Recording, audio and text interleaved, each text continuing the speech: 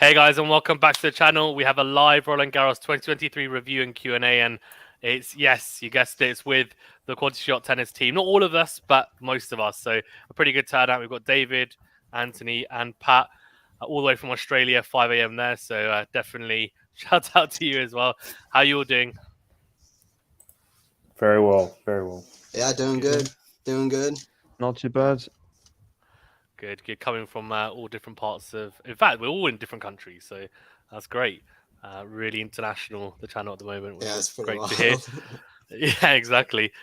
So what we'll do is we're going to do a review of the WTA side first and the ATP side, and then for people who are tuning in as well, and I'll put it in the comment section as well in the live chat, that anyone who wants to ask questions, if they're questions related to what we're talking about, we'll go through those questions as we're speaking. Otherwise, feel free to chuck any questions you have in the comment section, and we will address them at the end. We'll leave some time at the end to answer everyone's questions and get to everyone, of course, as long as they're not duplicates. Show up in the chat saying welcome all panelists. Yeah, it's like a talk show host. But yeah, I feel like that at the moment. Okay, so we start off with the WTA then, because Iga Swiatek, of course, dominant. Roland Garros again. I mean, that's not a new story. It's just a repeat of last year, really. But came up against an unlikely opponent in Mukova in the final. I think everyone was expecting to be Sabalenka, who played a pretty epic match with Mukova in the semi-finals. What do you guys think? I mean, quickly, actually, we'll just go around. I mean, did you guys all pick Swiatek in your brackets, in your predictions? We'll go David, Anthony, and then Pat. I mean, who else could you pick apart from Swiatek? I mean, she's just unmatched on clay, even though there was a bit of a hiccup in losing. But Madrid are different conditions, isn't it? Definitely different conditions. And you just can't doubt Swiatek at Roland Garros at this point. She backed it up with all the pressure on her last year and done it once again. Yeah, I mean, who else was there to pick? In my opinion, anyway. Yeah, agreed. No, I think the Madrid point is really important as well, because I think Madrid obviously quicker surface with the altitude, and she beat her in Madrid. We didn't get to see what would have happened, but I imagine it would have been a bit of a different match anyway. Anthony's back. Anthony, did you pick Swiatek as your winner? Swiatek as my winner. Yeah, she was definitely the big favorite going in. It's hard to bet against Swiatek for sure. I mean, everything she's done, just even though Sabalenka won in, Madrid, even though Rybakina won in Rome, Madrid obviously played a bit faster, high altitude. It was good conditions for Sabalenka, but I definitely had Iga for myself for sure. Hard to bet against her. Pat, how about you? Yeah, very much the same. Like, I did have a slight concern, after with the withdrawal or the from Rome with Rybakina, but I think I thought as well that was just a bit of a save myself for Roland Garros, which she did indeed. So she pulled through. Yeah, no, agreed. I think there was definitely some question marks around that thigh injury, but she just dispelled those worries and said, "Look, I'm fine." And I think maybe a clever option on her part. I think a lot of people nowadays pushing themselves to the limit in tournaments that maybe are important, but let's be honest, the pinnacle of the sport is the Grand Slam. So that's where people want to win titles at the top level. So she clearly knew what was important to her, and she got it done. What did you guys think, actually? I mean, we'll not talk about Swiatek too much because I think everyone knows how good she is, and she has won her third Roland Garros title, fourth Slam. She's gone back-to-back at Roland Garros for the first time since Justine Henin as well, which is obviously really impressive, which I think was 2005, 2006. She won it 3 times in a row. I think between 2004 and 2006 it was. And, it just shows that on the WTA Tour, it's very hard to defend Grand Slams. There's not many people that have done it. Serena's obviously one that has, but there haven't been a huge amount in the last 5 to 10 years. Clearly really dominant on the surface. So I just want to go around and get an idea of what you guys think. Going forward, one, on how many French Open titles you think she can win, and two, what do you think of her level, especially in that final as well? Like, she showed a bit of nerves. Mukova, she was serving. as well. She was serving for the match even at one point. I didn't manage to close it out, got flipped. What did you guys think of the final and also her clay court prowess going forward? Like, how many times do you think she could win? We'll go Pat, David, Anthony, because that's what it's like on the screen now. No worries. How many Iga will win at Roland Garros? Oh, yeah. She's still young. Like, she's still what, 22? Yeah, 22. Yeah, 22, and she's got about 15 years. Say that's got to be at least 10. I think it's going to be. I'm going to say 12. I'm going to say 11. I think it's going to be huge. Oh wow, I like it. Okay, David. I mean, everyone's going to say the same kind of thing about you can't really predict injuries or different players coming through. Like, there could be a third for Virtue of a Sister that's like 8 right now that's going to win in 7 years. But yeah, you can't really see Rafa numbers, because Rafa numbers are never going to be hit a slam by anyone. So she's already won 3. Yeah, I'd be inclined to say something about 9 or 10. 9 or 10. Big yeah, numbers. Those are good. It's just, I will say, just to preface, I'll go just a tiny bit different and say that I think we've been a little bit spoiled by Rafa's 14 and how absolutely benign that number is. I think Swiatek is a clay, like, kind of, it's amazing what she does on the surface. I think she's going to win a ridiculous number of Roland Garroses, but I think we're all inclined a little bit to say that high of a number because we just saw kind of Rafa's amazing kind of numbers there. But it's looking great for sure. I'd be willing to say that she could win 7 or 8. I don't want to go above that number, but for me, I would say 7 or 8. She's still young, and I think she's going to win a lot. I don't want to go 13, 14, but I'll go 7 or 8, which is amazing still. No, I'm inclined to agree with you, Anthony, just because I think the thing is she could definitely do it. Like, she could get to the 10, 11, but or even beyond, maybe, who knows. But as you said, like, the Rafa, it's just so hard year in, year out to do that. Right. And the fact that nobody's defended it until now,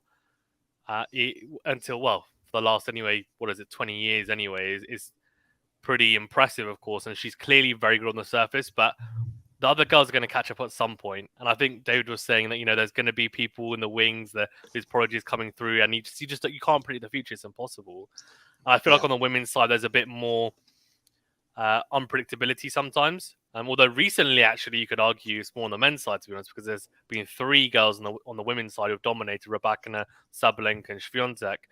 But I also do think, for example, someone like Krejcikova, it's a shame she's in really bad form, because she was actually meant to play Swiatek in the round of 16. She's got a good record against Swiatek the last few matches on hardcourt, albeit, but she's a Roland Garros champion in 2021. People forget that. So that would have been a good match. I don't know how that one would have gone as well. And she didn't get to face Sabalenka in the finals. So she played a really spirited Mukova, who in the end, performed really well. And let's see. I thought she's incredible on the surface. She's an incredible player, Swiatek. And it just shows that she played probably her B-level standard, and she still won the title. I don't think she played that well. I know David was saying in the final he was raging about her serving, and she didn't play that well. She didn't. Like, in all honesty, she didn't play that well. Against Haddad Mayer as well in that second set tiebreaker. Haddad Mayer had set points in that tiebreaker. Could have taken it to 3. I don't know what way that goes then. She hasn't been pushed that much for Swiatek, really. And most of the 3-set matches she's played, which are a handful, she's lost them because she normally destroys people, bagels and breadsticks them. That wasn't really the case as much in this Roland Garros. Wasn't as dominant, I didn't think. So whether that's a case of, she might have a slight niggle, or just form-wise, doesn't really matter. She still won. She got it done. And maybe she does raise her level if, for example, she plays someone who's playing a better level and then she matches that or goes beyond it. So sometimes that happens as well. Like Novak won Wimbledon last year, I think playing a B-level standard as well, in all honesty. So I think some of these great players can do that. It'll be interesting. There's some comments and questions here on Iga, so we can address those. Matthew's saying Iga looked more beatable this year. I can foresee challenges coming her way in the near future, which I think is probably in line with what a lot of us were saying. But she could also get better. And I think that the biggest thing for me, I don't know what you guys think, but I think her net game is really average right now. Really, really average. If she were to improve that on top of her serve as well, which I think has been a bit inconsistent, those two things are going to be massive in terms of her longevity in the sport. Like, she's got all like defensive capabilities, the massive forehand. She has really, really solid backhand as well. Her movement's like phenomenal for the most part, especially on clay. We know, and she's got a very good head on her shoulders as well. She's always looking to improve, and her net game isn't great. But the good thing that I've seen from her is that she isn't scared to come forward, so she'll still do it. Like, she's like, I need to work on this. I need to add this to my game. So she'll do it. And she'll look a bit awkward at times with the net. But the only way she's going to improve is by doing that. But she needs a bit more coaching, I think, in that. And she will get there. And if she does add that to her game, like Rafa did, then longer term, it's going to be great, not just on clay, but on all surfaces. And that's, for example, also a way for her to win Wimbledon as well, is to add that type of asset to her game, I think. So what do you guys think on that, actually, as well? If any of you have got comments on that. Now, David, go on. Well, I think with Iga saying about her net game, I don't know if she has the transition game quite yet, because her ground strokes are just so good. She's not used to having to come in off anything because she hits straight winners. So I agree with you that if it was just more natural, just she could. If it was just kind of a just movement, the backhand, and then just coming in off it, putting a nice volley away, it could definitely revolutionize like her game. She could be even more dominant. I don't know how foreseeable it is in the next maybe 6 months, or it would definitely take some time. Yeah, no, I agree. Yeah, and to add to your point, I mean, I think Rybakina and Sabalenka actually being the power hitters that they are, and like what kind of a tier of play that they brought to the table, as opposed to players did last year when Swiatek was dominating. I think that's forced her to need to try to play more aggressively and hit winners, push those players back, and come to net more. And I think also, Todd, to what you were saying, Faison, is that I think the net game is she's willing to work on the net game, and that's actually the most encouraging thing to me about Swiatek, is that she's willing to work on stuff. I remember at United Cup this year, she said, I'm working on my serve. She wasn't talking about how good she's playing. She was like, I played really well today, but I need to work on my serve. So she knows she has stuff to work on, and I think she's willing to work at those things. And she won Roland Garros not playing at her best level, which you could see as like, okay, well, she's not going to be this perfect superhuman Rafa type character on the women's side, but she could be like, she could still play a high level even and figure it out even when she's not playing her best, which is something that I think is encouraging. And going forward, if she does bring her best level, then everybody needs to watch out, because she finds a way at Roland Garros even when she doesn't bring it. So those are a few encouraging signs I see with Swiatek for sure. Yeah, agreed. And Shob says here, Iga Swiatek will probably win 8 Roland Garros titles, which is similar to what me and Anthony were saying, I think, as well, in line with that, I guess.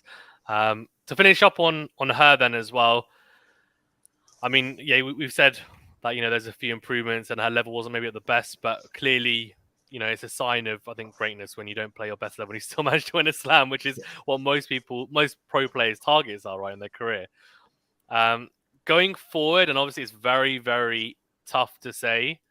I think that given that it's the grass season obviously is coming up pretty soon, and we don't know what she's going to play, but we were talking about the volley game, the serve game.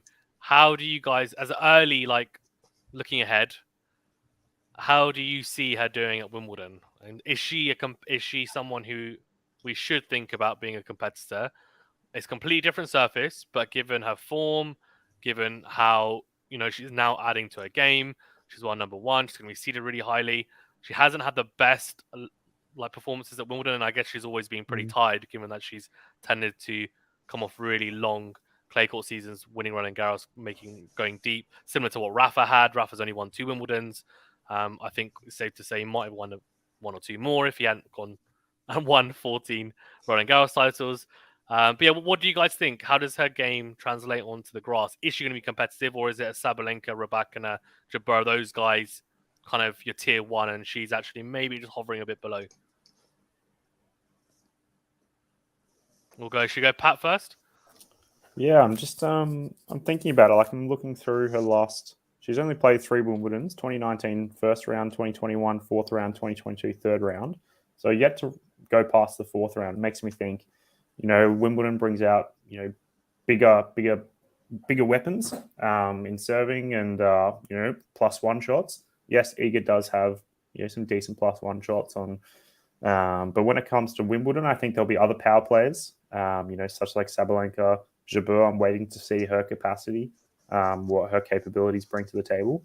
But yeah, I'm sort of in 2 minds at the moment, but I'll pass it on to see if anyone else can bring something up. Cool. Go on. Who wants to go first? Yeah, so I think that she still needs time until we see an Iga Swiatek Wimbledon champion. That's where I'm at, and I think that it's always hard to kind of come out of the blue and kind of have a super deep run if you haven't made a deep run at that same tournament before. I think a lot of people, just my personal kind of what I've seen, I always put a lot of weight on how a person has done at a specific tournament before.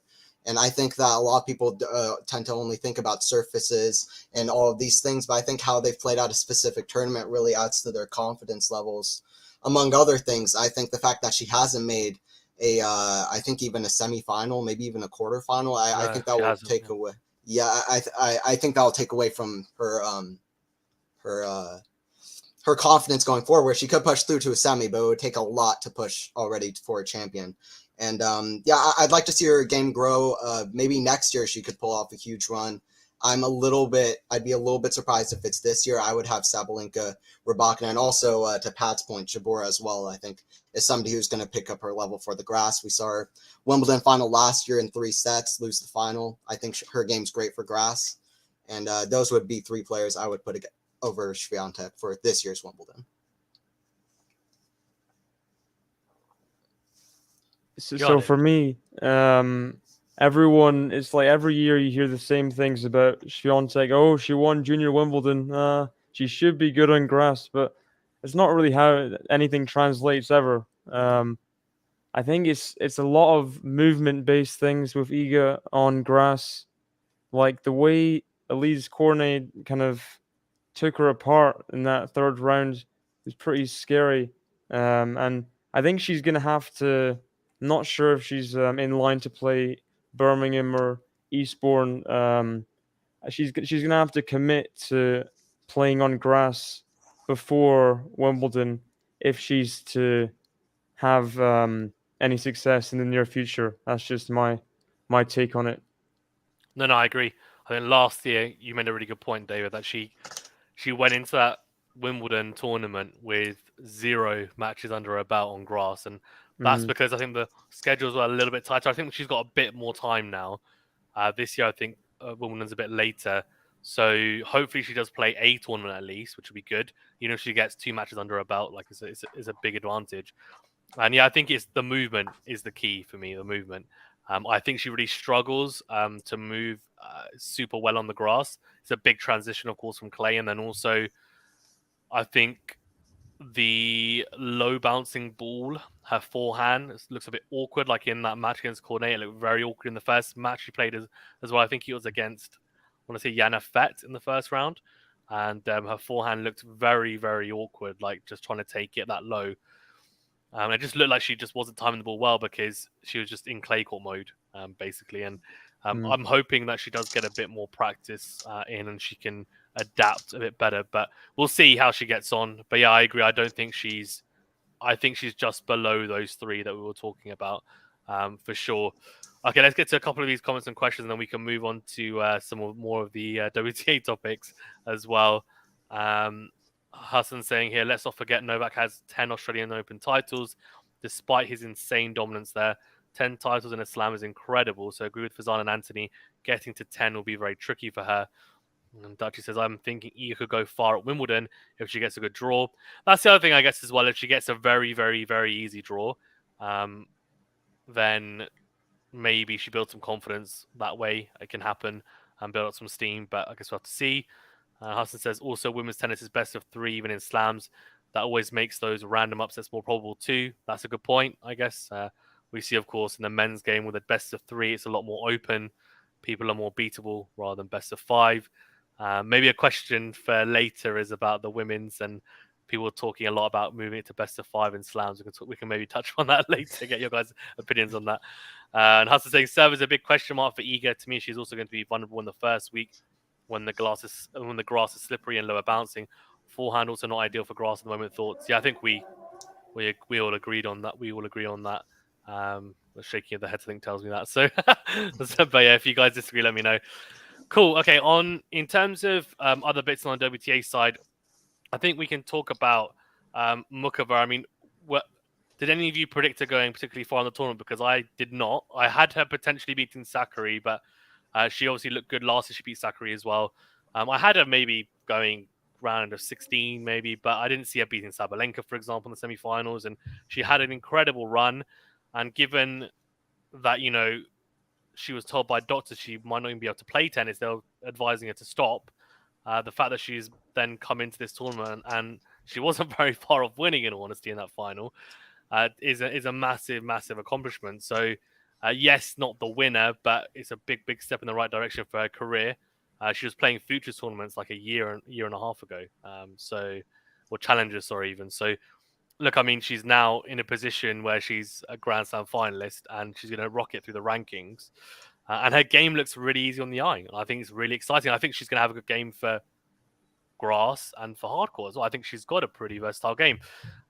Should we go around? Let's go. Should we go Anthony, David, Pat, or a different order? Okay. What did you guys think of Mukova this tournament? Were you surprised or actually? Yeah, I was very surprised. I saw people like on Twitter going, Sakkari has Mukova in the first round. Sakkari has no chance. And I'm just somebody who's like, I'm kind of a Sakkari fan, but I'm also kind of high on Sakkari. I was like, you're counting her out in the first round? That's crazy.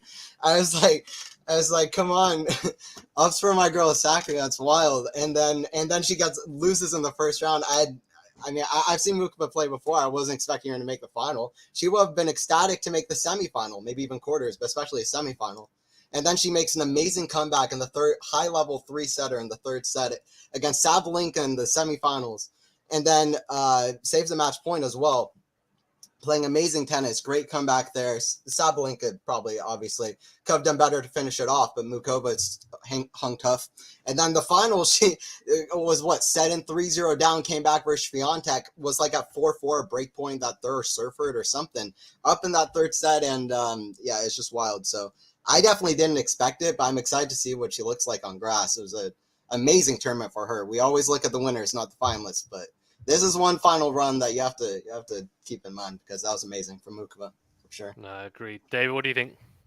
Well, I mean, when I made my predictions, I had Sakkari through, so I didn't call it at all. But Mukova was definitely on my radar with the run she made, the 3 hardcourt Masters in a row, Dubai, Indian Wells, Miami, beating some good players, making some deep runs, but then she didn't do much. Madrid, I was, just a bit of a shock seeing her go this far in Paris, but she's really brought her A game. And I mean, her slice is just ridiculous. Just everything she can do in the court is just, she's weapons everywhere. And she takes Iga to her first ever 3-set Grand Slam final. Like, not Ons Jabeur couldn't do that. Was it Sophia Kenin 2020? No one could take Iga to that kind of dangerous place where she feels really nervous, and she did that. She made Iga nervous, so that's a big accomplishment in itself. Even if that was in a earlier round of a smaller tournament, making Iga nervous is a big thing. Yeah, agreed. Pat, what do you think? Yeah, I mean, I'm just thinking. And I was listening to, a couple of podcasts pre-RG. I heard Mukova saying, potential finalist. And I think this was on like an American podcast. Wow. And, kudos to them. Yeah. I mean, I think they got, some success out of that. I'm sure they got a few more listeners from that. But yeah, I think I was looking at her draw as well, and after Sakkari, I thought that would be a 50-50. You know, I was reading more and more on Mukova pre-first round. I thought, you know, yeah, it might be 50-50, and Mukova, you know, won in a close match. And then, you know, she didn't really face... She faced Begu in the third round. That was the 27th seed. Other than that, like, she didn't face a seed until Sabalenka in the semi-final. So that shows what happens, you know, with draws. And I'm sure she got like a bit of a favorable draw from other upsets throughout the second, third, fourth rounds, quarterfinals included. And yeah, I was looking at her Wimbledon as well. She's actually made 2 quarterfinals in 2019 and 2021. So that's something I definitely discounted before 2 minutes ago. So it'd be interesting. I'm not sure what her expectations are, but I'm sure she's on a confidence booster right now. Agreed. I think if she's fit and healthy and she recovers well, I think she is in that tier 2, tier 3 like level. I think she's not tier 1. I don't think with Sabalenka and Rybakina, but she will be a threat. I don't think anyone will want her in the draw. And as David said, her slice is so good. And on clay, it was pretty effective, which, in all honesty, and if anyone listens to my commentary, I go absolutely ballistic when people slice a lot on the clay. I'm like, this is ridiculous. Like, what are you doing? You're going to get eaten alive. Like, Dimitrov was doing it, I think, against Zverev. And I was like, this is a shocker. Like, he was getting like dismantled by Zverev at the time. I just think, you know, on the clay, unless it's a slice with a lot of pace, low over the net, deep, and, you know, you're moving your opponent really around. Good. Exactly, it's got to be really good, 100%. Like, there's no room for error on it. If it's just an inch a bit too short, a bit too much air, not enough pace, it normally just sits up, and the opponent normally just like punishes you big time. And we saw it a lot of Roland Garros. Players with weak backhands, they get exposed if they're not able to run around their backhand with good enough movement. So I think that slice, though, in Wimbledon is going to be a killer. It's going to be an absolute killer, especially the slice down the line. There's not many people on the men's or women's tour really who can slice down the line with that much accuracy and proficiency. It's not easy. It's not easy. And all of us, I think, play tennis to some sort of level. I think Anthony a bit better than all of us, but like slicing down the line, it's tough, man. I mean, when I hit a good slice on the line, I'm like, oh. I'm like, oh. Yeah. And then next thing I'm too busy admiring it, and it's a forehand cross-court winner. But, you know, either way, it's just, you know, I'm like, it's tough. It's not easy. And to hit it consistently like she does as well. And she's got all the tools. Like, she's got good drop shot. She can hit aces because she can serve big. I think, like a lot of, I guess, people on tour, though, her serve can be a little bit more consistent. But she's good at the net. I like that she comes forward. That's a real big plus as well. And she's got weapons, forehand and backhand. Her backhand and forehand on the line, really, really good. And she actually hits it a little bit flatter than maybe people would expect, say, on clay. So on the grass, I think she's going to have success. And she's got confidence, clearly. So one to watch out for. But, yeah, it'll be interesting to see how she gets on. Matthew here, though, with interesting comments saying Mukova has not been used to this type of Grand Slam run. I question whether she can back it up at Wimbledon. Also, a lot more expectation on her shoulders. Yeah, good point about the pressure, although Pat made a good point. She's made 2 quarterfinals at Wimbledon, so she clearly knows how to at least get to the second week. The question for her will be, you know, can she go one step further, make a semi-final, or even push on beyond that? But I think quarterfinals is probably what people's expectations are, as like a minimum given what she's done. And if she's fit anyway, and hopefully she gets a couple of matches. Exactly, the draw's big. The draw's big. I wonder what she's going to be seeded like, actually. I'm not 100% sure, so that'll be interesting to see. I'm sure there'll be a little bit of movement in the rankings before Wimbledon, so interesting to see how that gets on. Hopefully, I would just, if I can, and hopefully she's like mentally can prepare after such a big emotional Grand Slam run that she can be like, am able to do another one because it was such a heartbreaker in the final. So that's something I would look out for as well. Yeah, agreed. I think Ons Jabeur did that really well last year. She made the final at Wimbledon, which probably went into it the favourite. Like, a lot of people, including myself, thought she was going to win it. Lost in 3 sets. She knew it was a big chance. Obviously, in hindsight, you look at that and say, well, Rybakina, she made the final at Australian Open. She's one of the top players this year. So it doesn't look like a bad loss now. But at the time, it looked like, oh, she was a big favourite. But then made the final at the US Open, bounced back, obviously lost that. But the fact that she managed to at least get there shows that mentally she was still like, no, I can do this. So hopefully Mukova's in the same mindset. She sounded pretty good, I think, after the final. Obviously disappointed, but I think she's almost in the mindset of I've got really nothing to lose. Like 6 months ago, people were saying I couldn't play. I'm just happy to play. I'm just going to go out there and enjoy it, and I'm going to compete to the highest ability that I can. So hopefully that continues because she's definitely an exciting player, and I hope she's playing her best. Yeah, tennis. And somebody with nothing to lose, that's dangerous. So exactly, 100%. So 100%. Okay, what we'll do is we'll touch upon a few other things, then we'll move on to the ATP. I think if we can go around, I want you guys to give me one player that underperformed the most for you at the tournament. So I'm not going to say who was the biggest failure because that's a bit harsh, but who underperformed the most at the tournament for you on the WTA side. Who wants to go first? Who's keen? Who has someone in mind? I've not got a good one, so.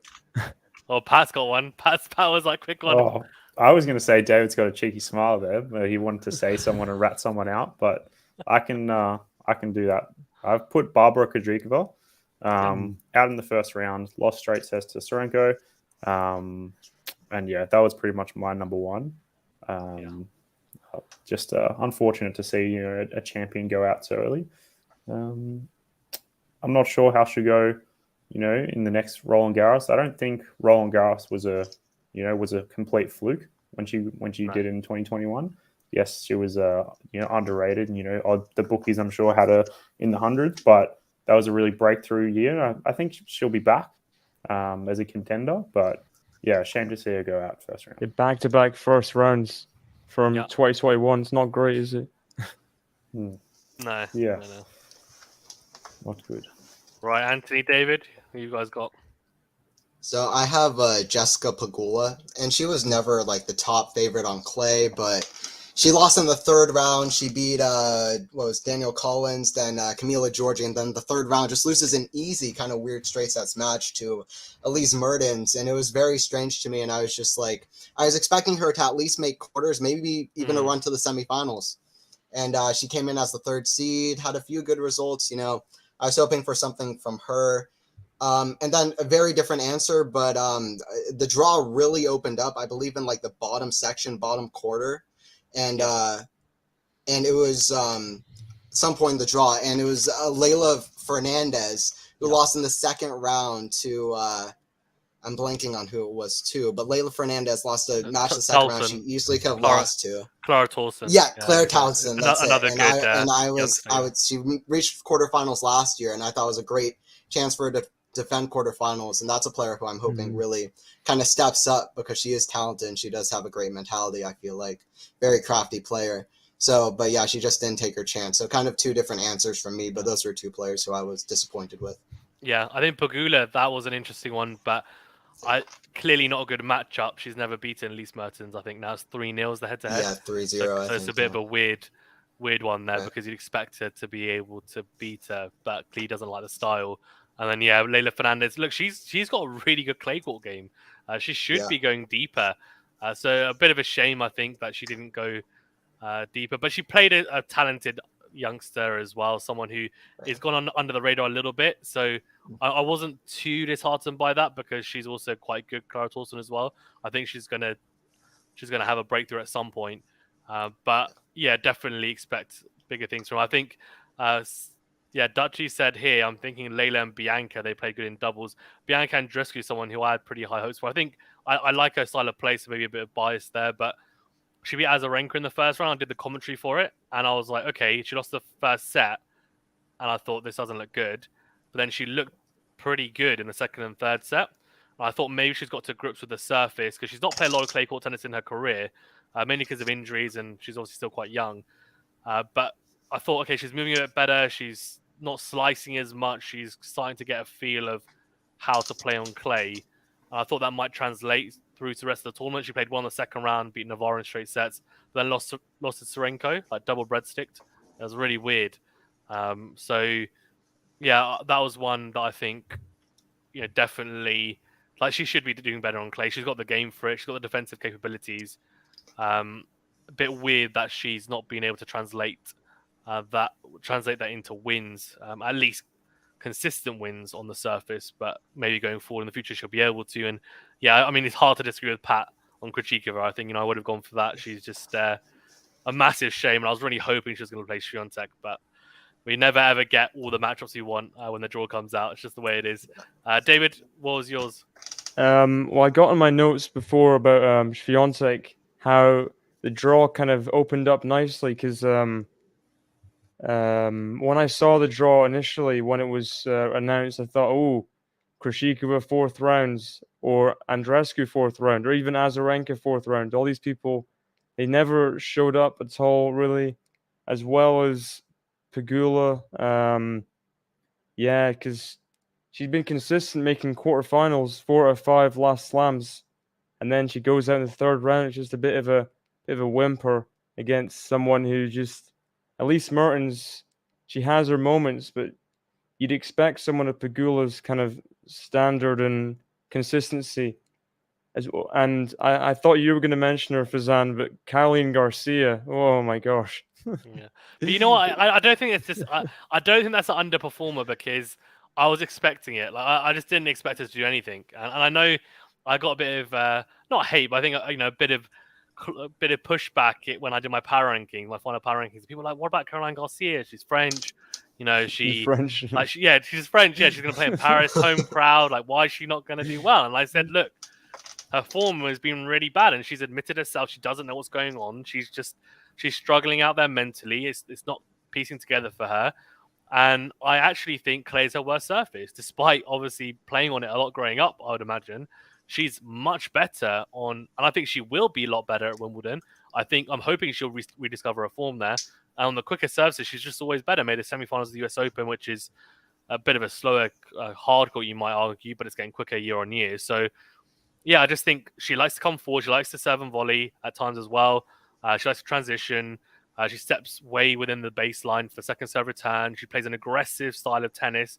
Doesn't translate well onto clay, and she's not in good form. So it was just a perfect storm, really. So WTA finals curse as well with that one. I would say as well. So. Yeah, Muguruza is not even playing at the moment. She's taking a break, and then obviously who is it? Conservate as well as like Svitolina kind of I don't know, stopped for a while. Yeah, it's crazy. It's just WTA finals. Yeah, that's why Swiatek deliberately didn't win it on purpose, just to let everyone else get touched by that. But yeah, no, an interesting one. But look, I mean, all the people you mentioned, I think if you're fans of those in the chat, do not be disheartened. It's more because we expect them to do better. That's why they've underperformed. Not that they're just rubbish players and we're like, you're not very good.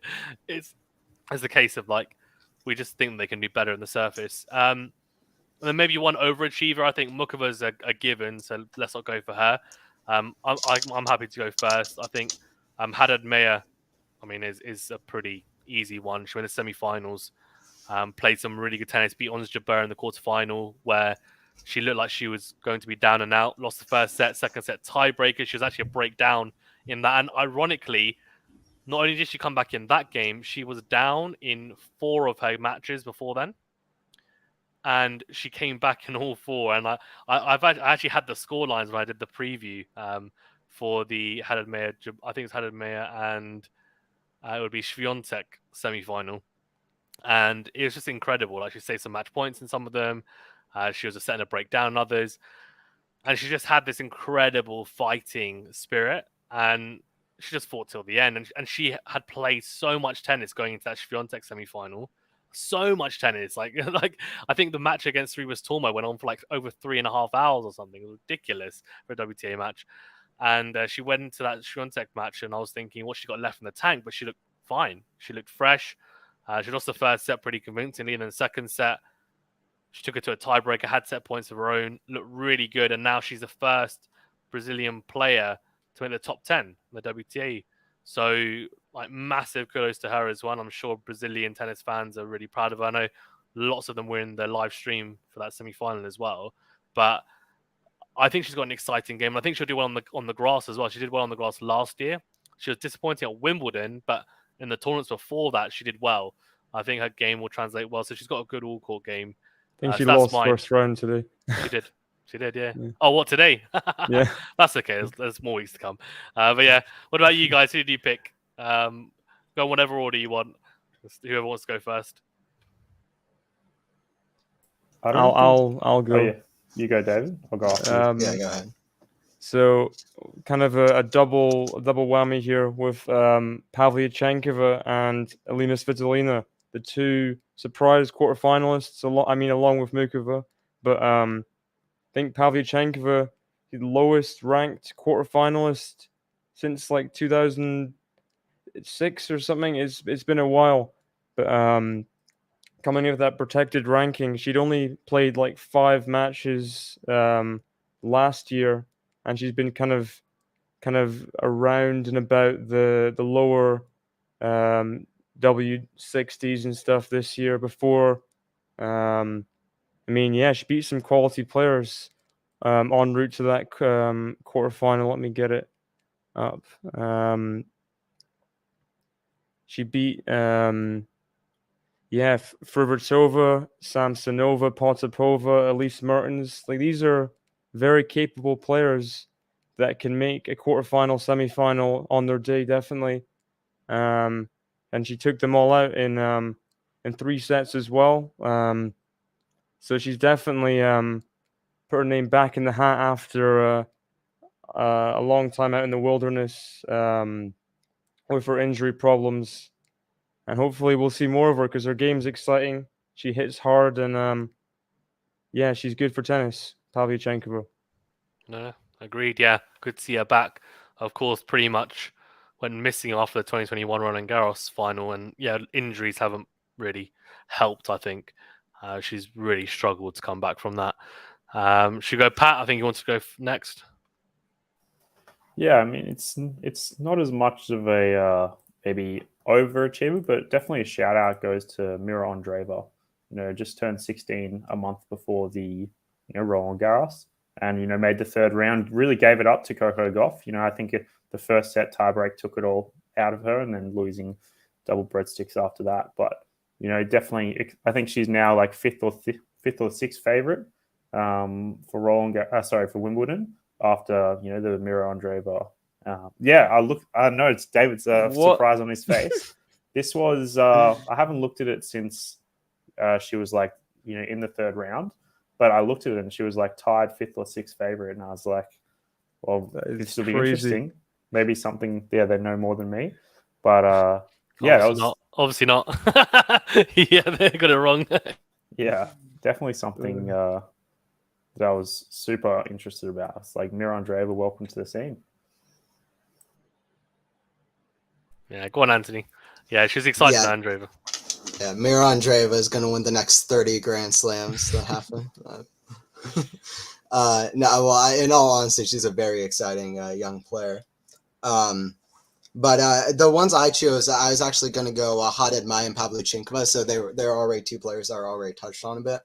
But Pavlyuchenkova reached the obviously Roland Garros final 2021. I was very impressed that playing with protected ranking, she kind of came out of nowhere and I guess she just really likes playing at Roland Garros, which was great. And then Haddad Mai, I think, is going a little bit under the radar for after this tournament. I haven't seen a whole lot of talk about her, but her game is so good for grass. She played so aggressive. Her mentality was amazing in this tournament. You mentioned like three comebacks in a row, nearly come back. She nearly pushed Swiatek to 3 sets as well. Played amazing in that 2nd set. By all means, should have won it. Swiatek just stole it away, which kind of goes back to the fact that Swiatek just finds a way at Roland Garros. But it was, I think that those were 2 players who I was really impressed with. Then my other mention would go to Sloane Stephens, who obviously we've seen perform at the majors very well, but she made 4th round here. She beat Caroline Pliskova. First set that she played in this event was a bagel. She won 6-0, 6-4, then like 6-2, 6-1. I was like, are we going to see another US Open happen here? She was playing amazing. So credit to her. She's another player that I would mention. But yeah, those are 3 players I would mention. Obviously, Stevens lost to Sabalenka, but that was a great match. 4th round match as well. Yeah, that match was crazy. I mean, I commentated that match, and Sabalenka went 5-love up, and I was like, oh my god, Stevens is getting absolutely annihilated. And then she came back to 5-all. It was over, and then Stevens just came out of nowhere. And then that was one of the best sets of the event. Literally, and it went to a tiebreaker, and I thought, if Sabalenka loses this is probably one of the best comebacks I've seen in this set ever. Like, it was just, I've never seen someone be 5-love up and go on to lose a set. I don't think I've ever seen it like live. Andy Murray, Wimbledon the other year. against Basilashvili. Oh, really? I didn't. I must have not been watching it live. Yeah, I mean, crazy, absolutely crazy. When that happens, I'm just like, how have you surrendered that? But anyways, yeah, just it's crazy, man. Absolutely crazy. But she's got great fighting spirit, Sloane Stevens, as well. I mean, she's definitely underperformed, I think, in her career. She's won a slam, I know, so it's maybe a bit harsh to say that, but she's got a really solid game, and I think she should be at least there or thereabouts. Like, maybe not win another slam, but she should be going deeper in slams. So it's good to see her at least make a little bit of a run here. Let's see what she can do for the rest of the year as well.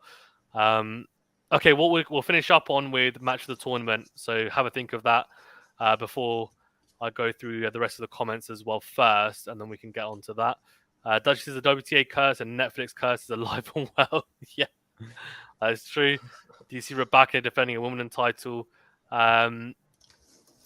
Yeah, we can answer that now quickly, and then we'll go on to the upset. Sorry, the match of the tournament. Even I don't. I think she'll be a favourite, but I don't see her winning it. What do you guys think? Or should we go David, Anthony, Pat? Okay. Well, it's definitely she'll definitely be top 5 favorites.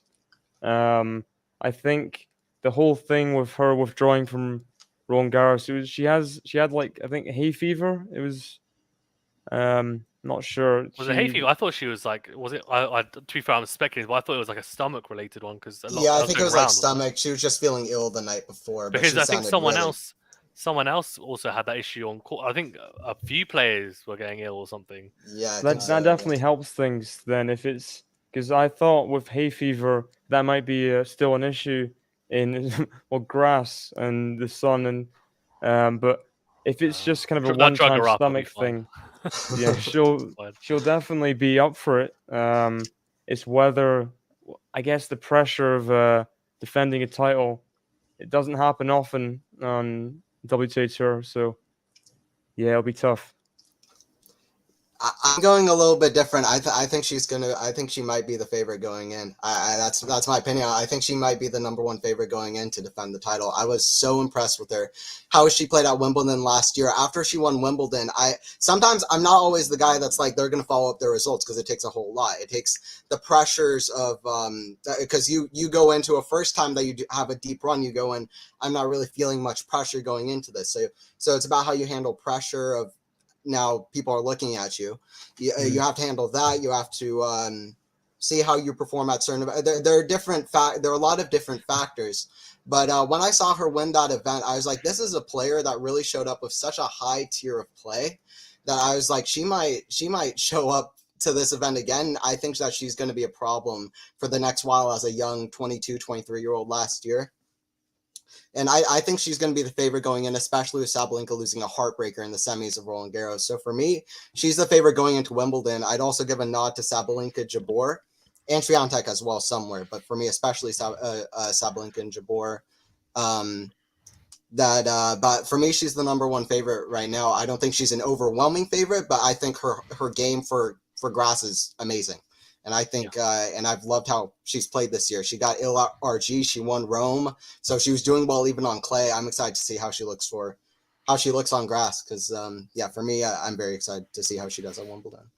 Yeah, I think she is clearly going to be one of the favorites, if not the favorites. You're saying her serve is just, it's going to be very hard to play on the grass. And she hits big as well. And I do think it's interesting because Sabalenka, obviously, and none of the Russian or Belarusian players were able to play last year. So I'm interested to see what happens if she does come up against Sabalenka on grass, because Sabalenka, for me, has got a very good game for grass as well. She won the semi-finals a couple of years ago when she was able to play, lost to Pliskova in the semi-finals. She should have won that, lost in 3 sets. And yeah, I would love to see that match. I'd also love to see a replay of the final, Jabeur versus Rebecca as well. I think that'd be great. So hopefully we get some of those, but yeah, a little while to go. So hopefully they all stay fit as well. Pat, what do you think? Yeah, judging by the mix of answers, I think I do lean towards Anthony. Rebecca has consistent Wimbledon game, winning it last year, and I think there's just a few unknowns that we're not, we don't know how Swiatek's going to go. We don't know how the draw is going to go, as always with, these big events. And I wonder if Rebecca can do it again. I'd like to give some credit to her for doing it last year, and I think that'll take some pressure, or arguably add pressure. But I think for her, she'll be able to know that she's able to have done it, and I think that'll give her some confidence going in. Yeah, no, agreed. All good points. Right, okay, match of the tournament on the WTA side, and then let's move on to the ATP. Who wants to go first? Should we go David, Anthony, Pat? Sure. Match of the tournament. I know this is probably not everyone's match, and it's definitely the tennis purists kind of match. But Sarah Ribas Tormo versus Hada Maya, round of 16, 3 hours 51 minutes, just death, just gladiator, everyone fighting for it. The clear villain in Ribas Tormo at the time was the day after the doubles, the default. I think it might have been, it was around that time. Hada Maya fighting for her life. First Brazilian female player to reach the quarterfinals, and that was the third 3-setter in a row. To win that in 4 hours is just crazy. It's crazy to me. For me, this answer might come up again. I think just because it was such a crazy match, but the semifinal between Aryna Sabalenka and Karolina Muchova, for me, was like, I always like looking at the ones that are kind of just like under the radar, but that one just knocks me in the face with how amazing the level was in the first 2 sets. Sabalenka pulling through, in my opinion, at match point for Sabalenka, when she was at match point against Muchova, I don't think her stock was ever higher, reaching semifinals of RG, 1 point away from the final, won Australian Open, was about to back it up with a final at another major. She had won Madrid, she had done this, she had done that, finals of Indian Wells. I thought, like, wow, she's just on a roll. And then Muchova, obviously, just like with this amazing comeback and just showing why she's in the semifinals of RG, because she's there for a reason. She had beaten 5 amazing players in the highest level tournament that there is. So that semifinal, the level, the first 2 sets, absolutely incredible, and then a whopper of a comeback to finish it off. I feel like this Roland Garros was the tournament of comebacks, and that was the best comeback that I had seen on the women's side. So I take that one. Yeah, no, that's fair. Yeah, that's mine as well, Pat. Yeah, I mean they have to be the top 2, but I have to give it to Muchova Sabalenka semifinal. Yeah, I think to be fair, the final, I mean, it was pretty good, dramatic as well. I think mainly because Swiatek, everyone expected her to just destroy Muchova. Well, let's not say everyone. A lot of people thought that she was going to destroy Muchova. At least it might be a close set, maybe, or maybe even 2 close sets, but she's going to win in straight sets. She'd never been taken to 3 sets in a Grand Slam final. Then for someone to come along who wasn't anywhere near the favourite at the start, to then make the final and then push her like she did, I think was really commendable. And there were definitely some really hairy moments with Swiatek. I mean, Muchova was up in that third set. There was a lot of seesawing going on as well, from the first set onwards. So that was exciting. Maybe not the highest of level because there were obviously some nerves involved, and the serving a little bit off from Swiatek and some unforced errors from Muchova, but it had the drama of what a great match needs, and obviously the occasion as well. So definitely a shout out for that as well. And it's actually really good that we managed to get that, because I feel like sometimes finals can be a bit underwhelming and maybe a bit one-sided. It's like I'm glad this one wasn't, because I was expecting it to potentially be that. So more entertainment for me as well, doing the live stream watch along, which was all good fun. Okay, is there anything on the women's side you guys want to touch on before we move on to the ATP? Guys, if you've got any questions that haven't been answered, we will answer them at the end. So keep them coming in the chat. Anything on the WTA side before we move on to the ATP? Well, it's already been covered upset the tournament. Yeah. I thought it was Muchova Sabalenka, because I mean, for me looking at the semifinals, I thought, well, 1v2 seed, it's got to be Iga versus Saba. Yeah. 3rd clay final of the season for them, the trilogy. he thought it was written in the stars, but then Mukova kind of spoiled that in the best way possible. So I think that's upset the tournament for me, especially from in match as well, 2-5 match point down. I mean, when does that ever get overturned? Yeah, no, I agree. Yeah, exactly. Crazy. Anthony, Pat, anything on your guys' sides? All good from me.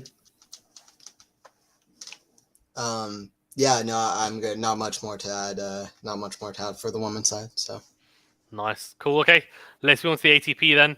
So, I mean, there's only one place to start. Novak Djokovic, and if you're a Rafa fan like myself, you might want to close your eyes, close your ears, or cover your ears even. Don't close your ears. Sorry, that might be painful. just cover your ears. And I think, look, I think no matter what your personal feelings are, I think, to be fair, Tim Hammond does tend to say things that I might disagree with. But one thing he did say is that whatever your personal feelings might be, I think Andy Roddick said it as well. I think it's pretty undeniable that at this current moment, he is the best player ever, I think. And whether you think that he's the greatest or he's the best looking in terms of his play style or whatever else, or the impact he's best had, cardigan. Yeah, best cardigan, whatever it might be. Like, let's put that all to one side. Like, statistically, he's the best player to play tennis on the ATP side, and that's just a fact. So, look, 23 titles, 23 Grand Slams anyway, overtook Nadal. Incredible achievement. I think he was under a lot of pressure, given that it's the first time ever that he's now at the top of the mountain. He's always been chasing, and that's been a real big motivation. He's admitted himself. Always been chasing Nadal and Federer. He said after they're massive inspirations to me. I've always looked up to them and always thought about how I can beat them. But he's now in a position where he's overtaken them. He is the man now, really, on top. And he's got most weeks at number one, most ATP Masters titles. We can go through all of the accolades. There's lots of them. If you want to check it out, go and check out my review for the final and talking about that, because lots of them to list out. But that he's an incredible player. And I said in that review that when I watched him play last year, and I had the privilege of watching him last year at the Laver Cup, I watched him against Francis Tiafoe, and it was a straight set victory, so didn't get my money's worth maybe. But what I did get, to be fair, was my money's worth in quality, and he played incredibly well. He played incredibly well. And I even did I took very, very short snippets of it, and I did a technical analysis on it because I thought it was worthy of doing it on his game, because he said afterwards it's one of the best matches he'd played of the year. And it was a really slow court as well. So kind of played in terms of how quick the court was anyway, very similar to clay. And he made it look like it was an Australian Open court. Because of the winners he was hitting, and then he was moving as well, as gracefully as anyone. And when I saw him in person, I just got this feeling and this air of confidence coming off him, that if he was losing in a game, if his break points down, didn't matter. He was like, I'm gonna fight, and it was just incredible to watch. He made it look easy, and it's not. And again, in this Roland Garros tournament, similar to Swiatek, I don't think he played his top level. We saw it in glimpses, maybe. I think against Alcaraz in that first, he played really well, for sure. And the final against Ruud, I think the second and third sets he definitely turned on. The forehand was he was ripping it. Second and third sets, the serve and forehand was just unreal. But I think it's safe to say he wasn't playing on the best we've ever seen him play, but he was just still too good. And with that, against Alcaraz, we maybe got robbed a little bit because of the cramping, but Alcaraz came out himself and said it's because mostly to do with nerves, and the fact that he was nervous about not playing Djokovic, how monumental the match was in terms of historically, and that's what they say. They said, he takes your legs away first, is what a lot of people say about Djokovic, and it's true, and he does kill you with depth, and I felt like that was pretty prevalent throughout the whole tournament. So that's my little speech done about Djokovic. But what did you guys think of how he did at Roland Garros? Because I'm assuming most of you, if you didn't pick him, he's still in your favourites. But were you surprised with how he won? And yeah, go on. And also, what did you think in terms of do you agree with me in terms of his status as well in the sport now? Yeah, absolutely. I mean, like the king, like the clutch player, like the ultimate clutch player. Because I commentated on a few of his matches. I watched them through. I watched. I tried to catch even I pretty much caught a little bit of each of his matches, and he never really brought out his best level until he had to face Carlos Alcaraz in the semifinals.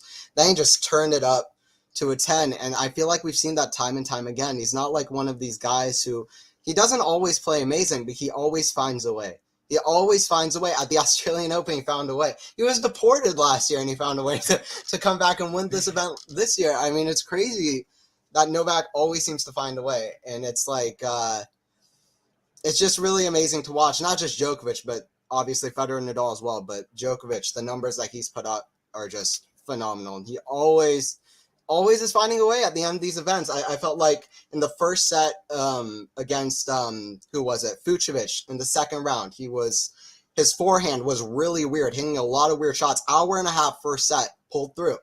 Yeah, and then he played Davidovich-Fokina, set point in the second set, saved that one. First set, Fokina played way better than Djokovic for most of that set.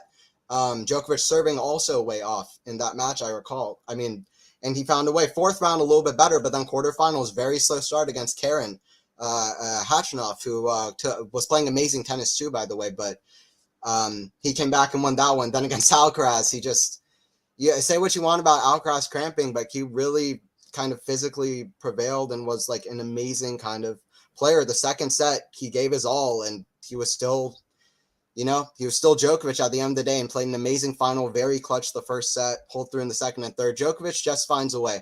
Amazing level when he needed it, and that shows in the Khachanov match where he blitzed Khachanov in a 7-0 tiebreaker in that second set. So he has this inner strength and inner passion, inner kind of greatness that he can just kind of lock in at any point. And it's just amazing to see what Djokovic does time and time again, finding a way.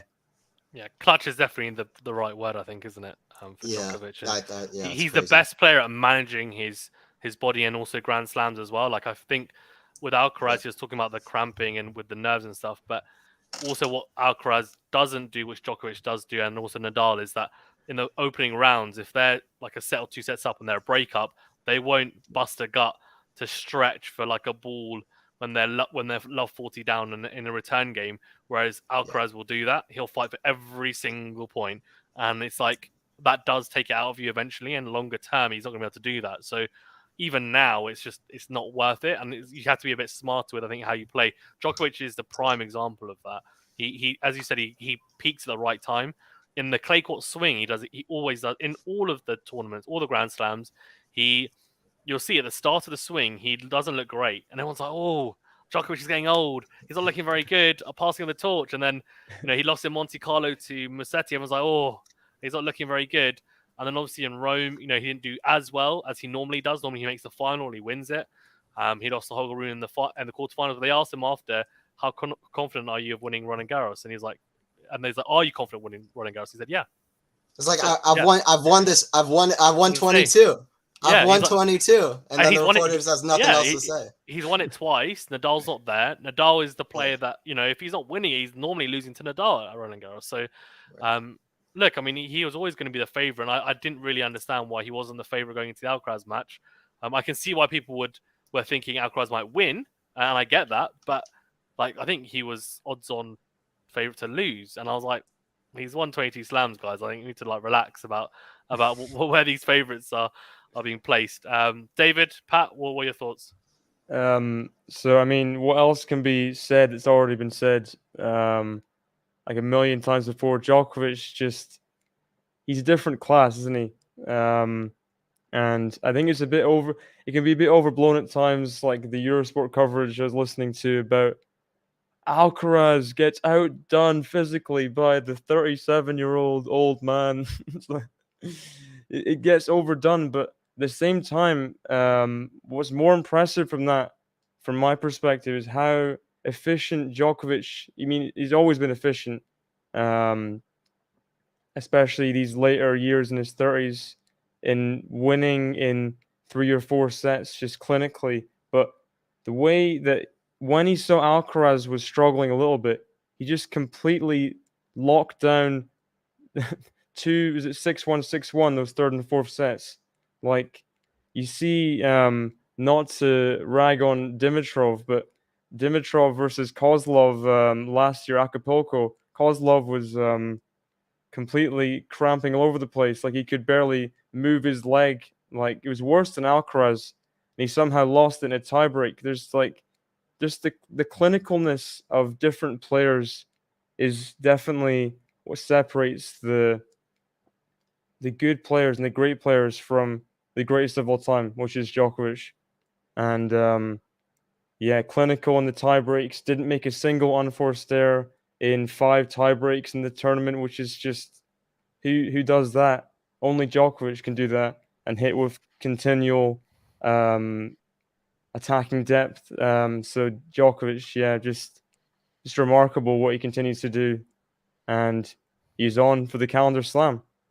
Yeah, no, attacking depth is a really good phrase. I'm gonna have to steal that, David. But yeah, no, definitely, I agree. I think the tie-break point's really good, and I was going to mention that. And Matthew said here, Novak has always been good at tie breaks, but his recent form is insane. Yeah, not making a single unforced error in the tie breaks. I think he said 5. I think it might have been 6, but either way, I mean, it's just unreal. I mean, absolutely ridiculous. He's always been good at tie breaks, but the way that he just locked down, and they were big moments as well, which were those tie breaks, and he managed to just get through them unscathed. And the one against Hachinov, I mean, 7-love. It's just ridiculous. Absolutely ridiculous. Just embarrassing. Just absolutely embarrassed him. So, and after Hachinov played so well as well in that first set. So, yeah, I mean, what can we say apart from, look, we're in the presence of greatness, and he'll be the favorite for Wimbledon. He'll be the favorite for the US Open. And I don't know, the calendar slam is on. Well, someone's going to have to step up and do something, because otherwise, look, I mean, I'm not really sure. Maybe Medvedev at the US Open, maybe Alcaraz at Wimbledon. I don't see Alcaraz and Medvedev doing anything. I think it have to be someone like Kyrgios. But if you saw Kyrgios play today, you might say probably not. He just lost, and he looks really unfit. Yeah. He looks really unfit. Like, he doesn't look like he's recovered properly from that knee op. So you got Sinner, you got Tsitsipas, Berrettini looked horrible, lost to Sonego yesterday. I mean, look, it looks like it's all lining up. The stars are aligning. So we'll see how it gets, what happens. A long way to go. But yeah, Pat, what do you think? Yeah, much the same. Like, I think what David said was that I really liked was efficient and clinical. Djokovic may not always, start tournaments or even start the season strong, but when it comes to it, he knows how to, finish off matches now in 3 and 4 sets. And I know he struggled, largely due to Rafa in doing that previously. But this is really, we're seeing a new age Djokovic here. 36, 37 next year, and it's going to be a difficult beast to tame. You'd think, with the 16, 17 year, I think a 16-year age gap, Djokovic might be the one cramping first, but Djokovic's body as a 36-year-old is just unreal. Like, just seeing him on the courts. I mean, it's nothing new, but it's unreal. Yeah, agreed. Like I said, Fazani left out Milos Raonic. Let's not get ahead of ourselves because he's won one match on grass, Matthew. Go on, Milos. I mean, he's been out for a long time. I don't see him getting any further than like the 4th round or quarterfinals at Wimbledon. I'd be very, very surprised, to be honest with you. So let's see. He's still got time as well until then, and his luck with injuries has been horrific. But I don't see him just being able to channel his Milos Raonic from, whatever it is, 3, 4, 5 years ago. And even that version doesn't meet Djokovic because he never used to beat Djokovic anyway on grass. So you got to remember 12-0 now exactly. For Djokovic against Raonic. Yeah. Exactly. So that's just not a great matchup. And Murray used to play him as well. That always used to be a great one. But yeah. Right, okay.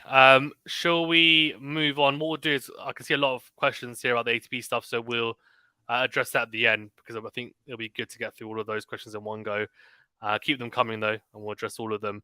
In terms of other things to talk about, I mean, on the men's side, it was interesting because, I felt like, maybe not disappointing, but Holger Rune, going into it, I thought, he might do really well. And then he obviously played a absolute epic against Rundalo, and that took the legs out of him against Casper Ruud. And then obviously we had Medvedev, Lucius say both wild, which was a crazy story, literally a wild story, to say the least. And some of the stuff I read about him after was pretty wild as well. So I'll leave it at that. But look, I mean, I have to say,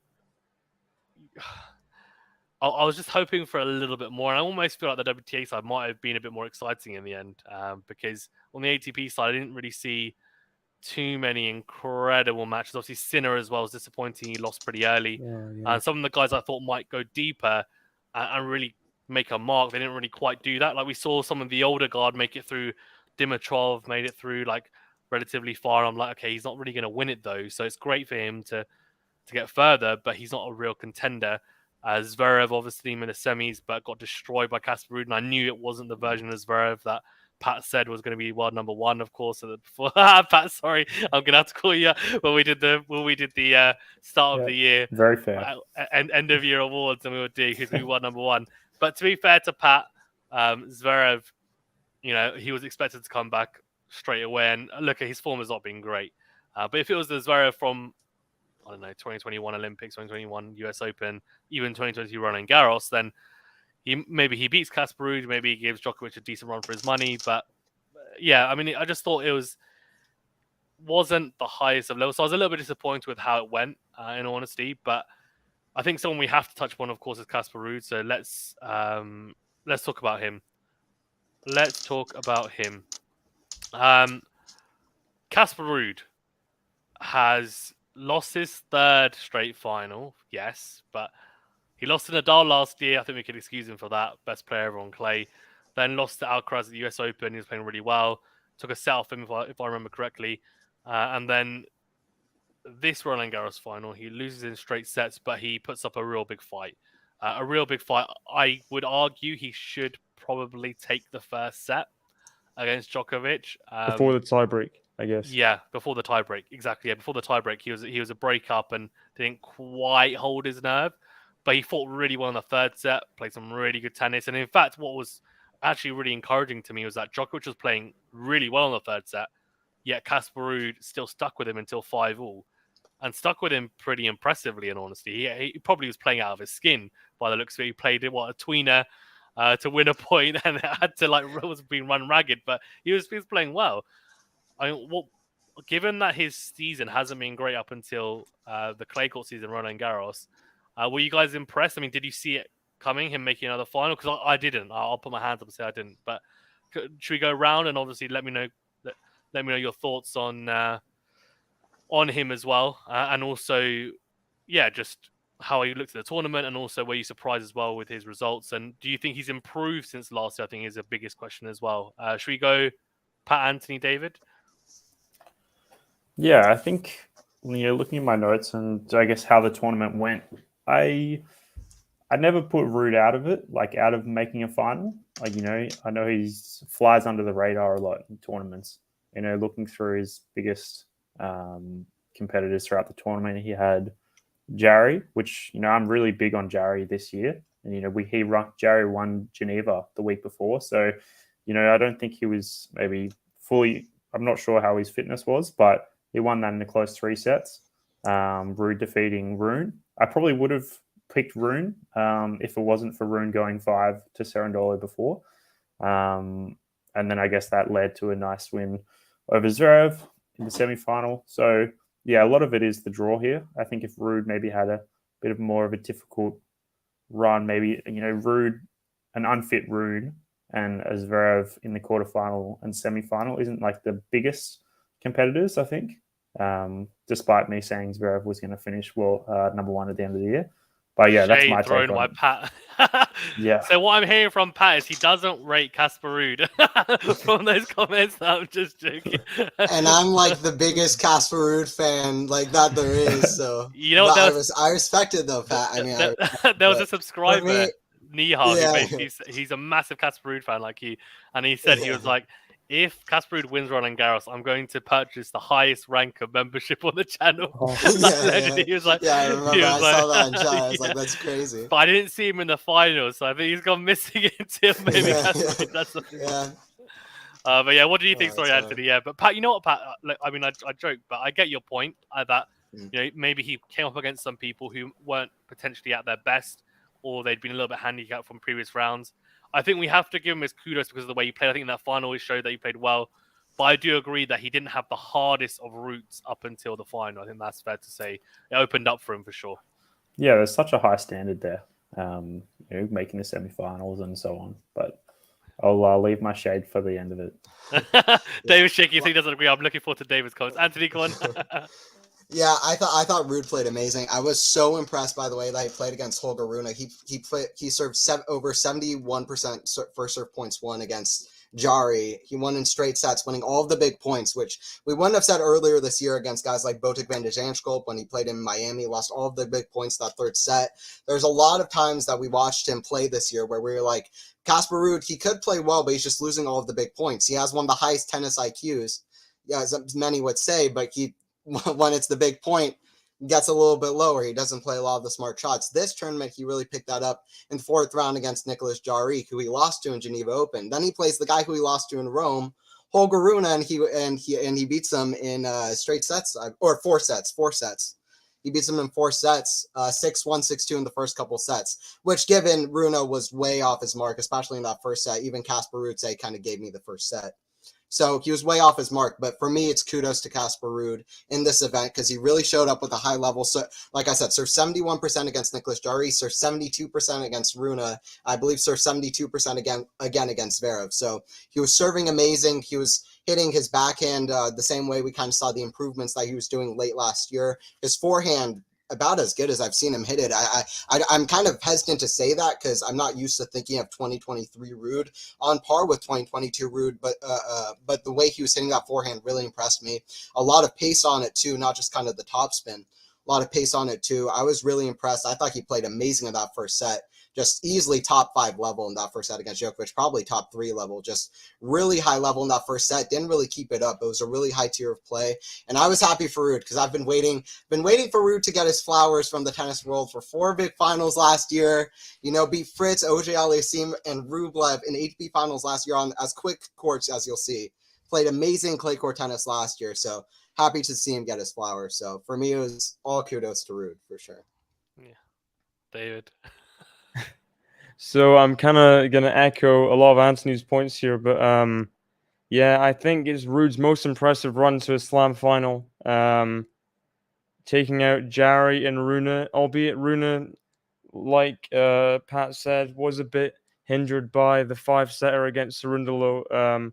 Still, the way I saw Ruud, because Ruud had a bit of a friendly draw. I saw Ruud making the quarterfinals, but he definitely went above and beyond like pretty much everyone's expectations. Even the Norwegians, I'm sure, didn't call a final, most of them anyway.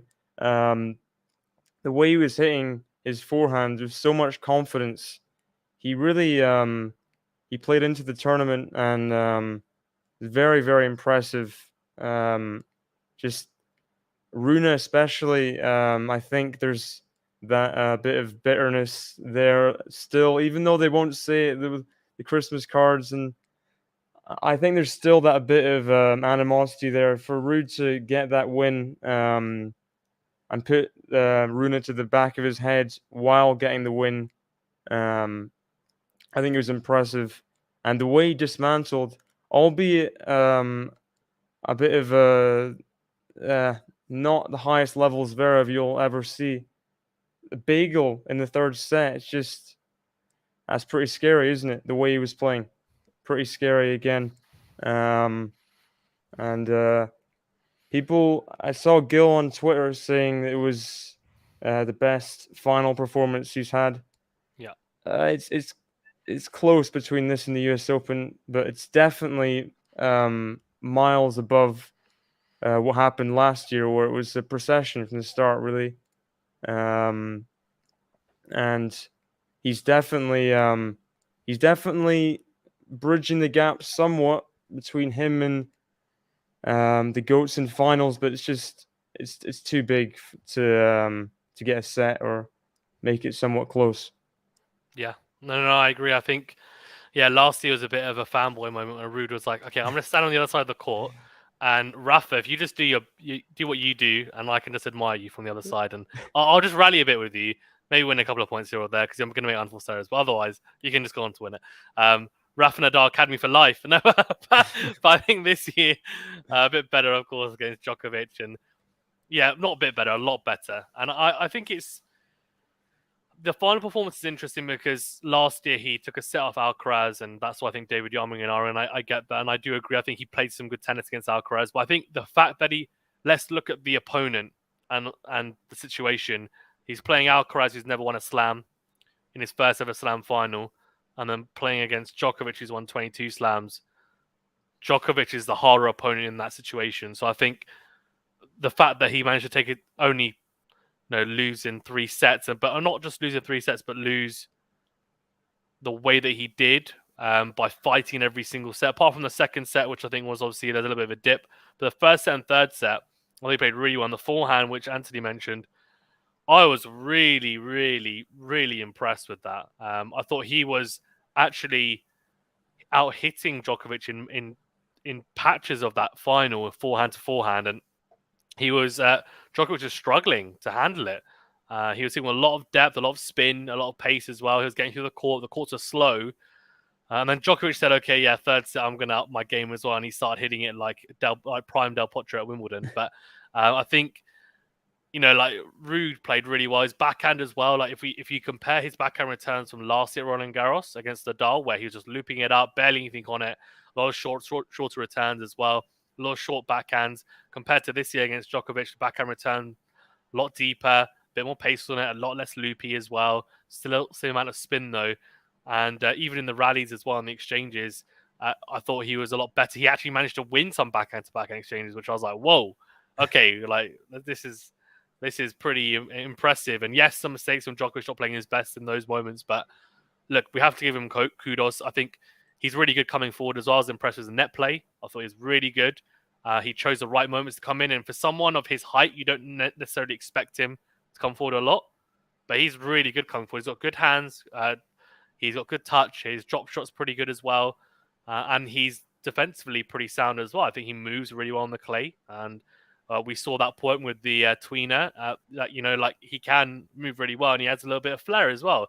He's not just Mr. Boring like a lot of people tend to label him, which I think is a bit harsh. So, look, a good performance. Yes, he didn't win, so let's not maybe get too excited about it. But I imagine if you play someone who isn't as experienced as Djokovic, or maybe isn't named Djokovic and Nadal, then, or potentially Alcaraz now, then I think it's going to be a different story. I genuinely think he should win at least one in his career, and if he doesn't, it'll be heartbreaking because he's already made 3 finals, and it'll really kill him. But I imagine he's still pretty young, and I'm looking forward to seeing how he continues to improve his game because there's clearly improvements to be made, but going in the right direction anyway.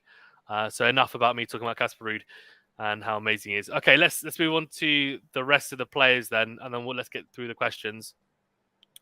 In terms of player that underperformed the most, so the player that you're maybe most disappointed by, who wants to go first?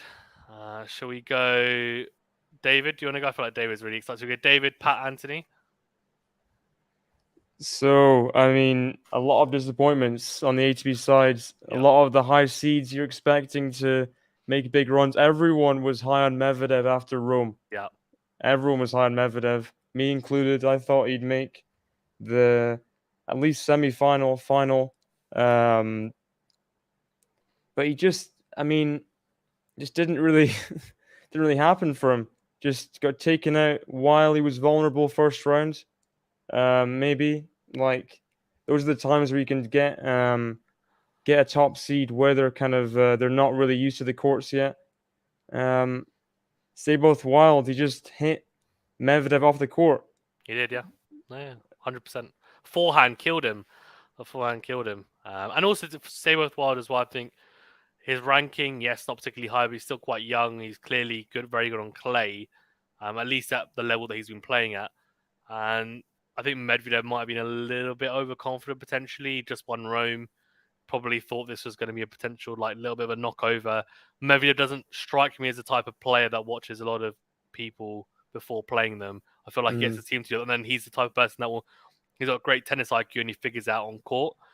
I think maybe he was a little bit taken aback with the level that Sobothwell played, which is, I think we can all agree, is the best level he's probably ever played in his life in a competitive match. So I think he was one of those ones where it was like, okay, someone's playing a really high level. They're playing out of their skin.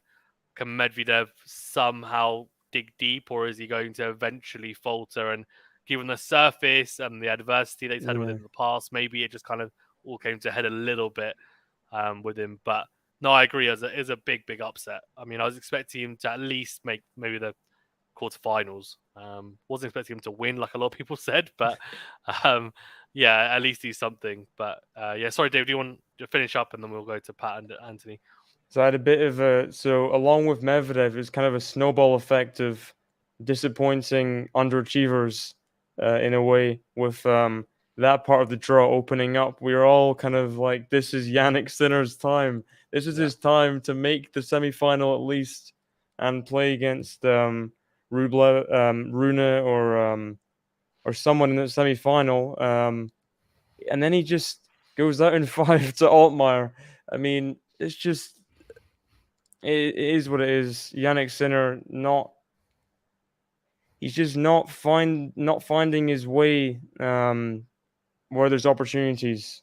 Monte Carlo semi-final. Yeah, it was very disappointing that he lost the 5 to. I mean, Daniel Altmaier, he should be beating Altmaier, really, shouldn't he? Yeah. No, he should. He should. Like, I think let's not dance around it. I think he definitely should. It's a big upset. Altmaier played some good tennis. It was a close match. It was, we'll talk about match of the tournament in a second, but it might be up there. But I think Sinner shouldn't be getting involved in these types of long matches early in tournaments and of slams. Like, it shows a level of inconsistency, and I think his serve is a big thing. He goes through spots where he serves really well, and I think the quicker courts obviously help his case, but he doesn't win enough easy service games. Like, in my opinion, it's way too hard. Like, I get he's got good legs. I get he's really good off the ground from the back of the court. He can transition quite well. He's got a decent touch game. Yeah, that's great. But if you look at the difference between himself and like an Alcaraz or even a Rune, even though Rune doesn't have the biggest of serves, he serves and volleys, so he does win easy points off his serve. His serve isn't the biggest, but he'll still get some free points through either unreturnables or finishing off of the net, or he goes big with the +1. And I feel like Sinner is missing that still, and he has done it. He's definitely kind of tuned into that part of or that improvement in his game in certain instances. Obviously, beat Alcaraz a couple of times last year, Wimbledon, for example, 2 sets love up against Djokovic. But then we have to also cater in the fact that Wimbledon helps people who don't have particularly big serves, and he serves quite flat, skids on. It kind of covers up maybe the little bit of the deficiencies in that. But yeah, I mean, look, I was really disappointed, and you can probably hear it by the sound of my voice, because I just was like, this is a big opportunity for him to go through, and instead, I think he should have been really taking it by the scruff of the neck and saying, this is now my half of the draw.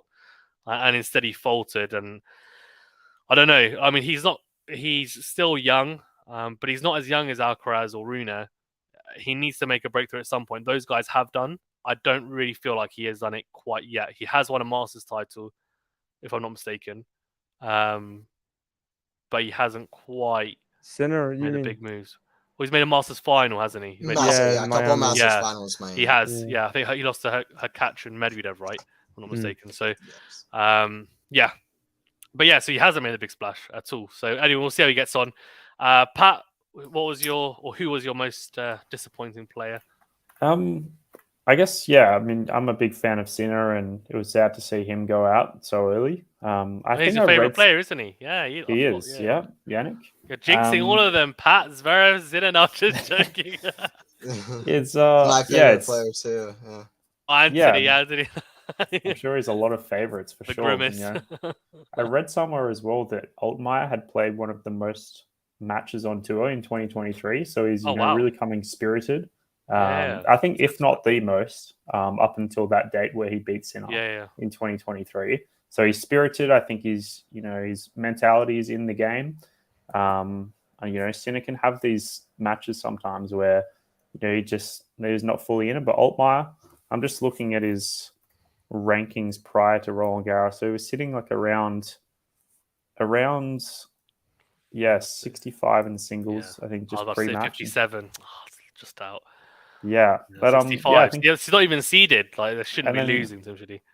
Yeah, in just 24th of April, he was 92. So he's had a run just prior to Roland Garros. It looks like I can't remember exactly what. Yeah. No, he has. He's made some. He won some decent matches on the clay. I think it's just. So definitely, I agree with you.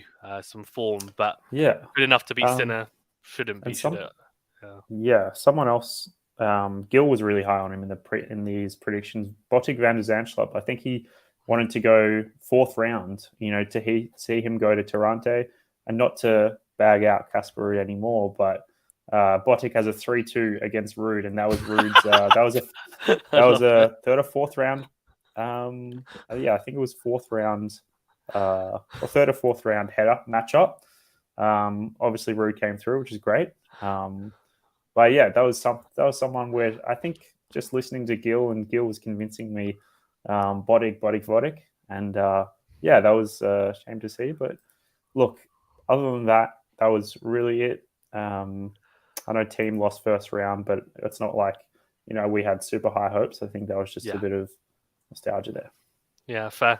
Antti, do you want to go? And I'll finish up. Yeah, I mean, I'm going to echo everybody's kind of thing. I think Jannik Sinner losing to Daniel Altmaier was kind of mine as well. And I was just, I was heartbroken to see it because it really had opened up. Everybody was scared about him facing Medvedev and one of the big issues in his head-to-head against Medvedev is the fact that Medvedev has so much time against Sinner's big ground strokes. On clay, it was only going to be harder for him against Medvedev, especially Medvedev playing so well on clay like in Rome.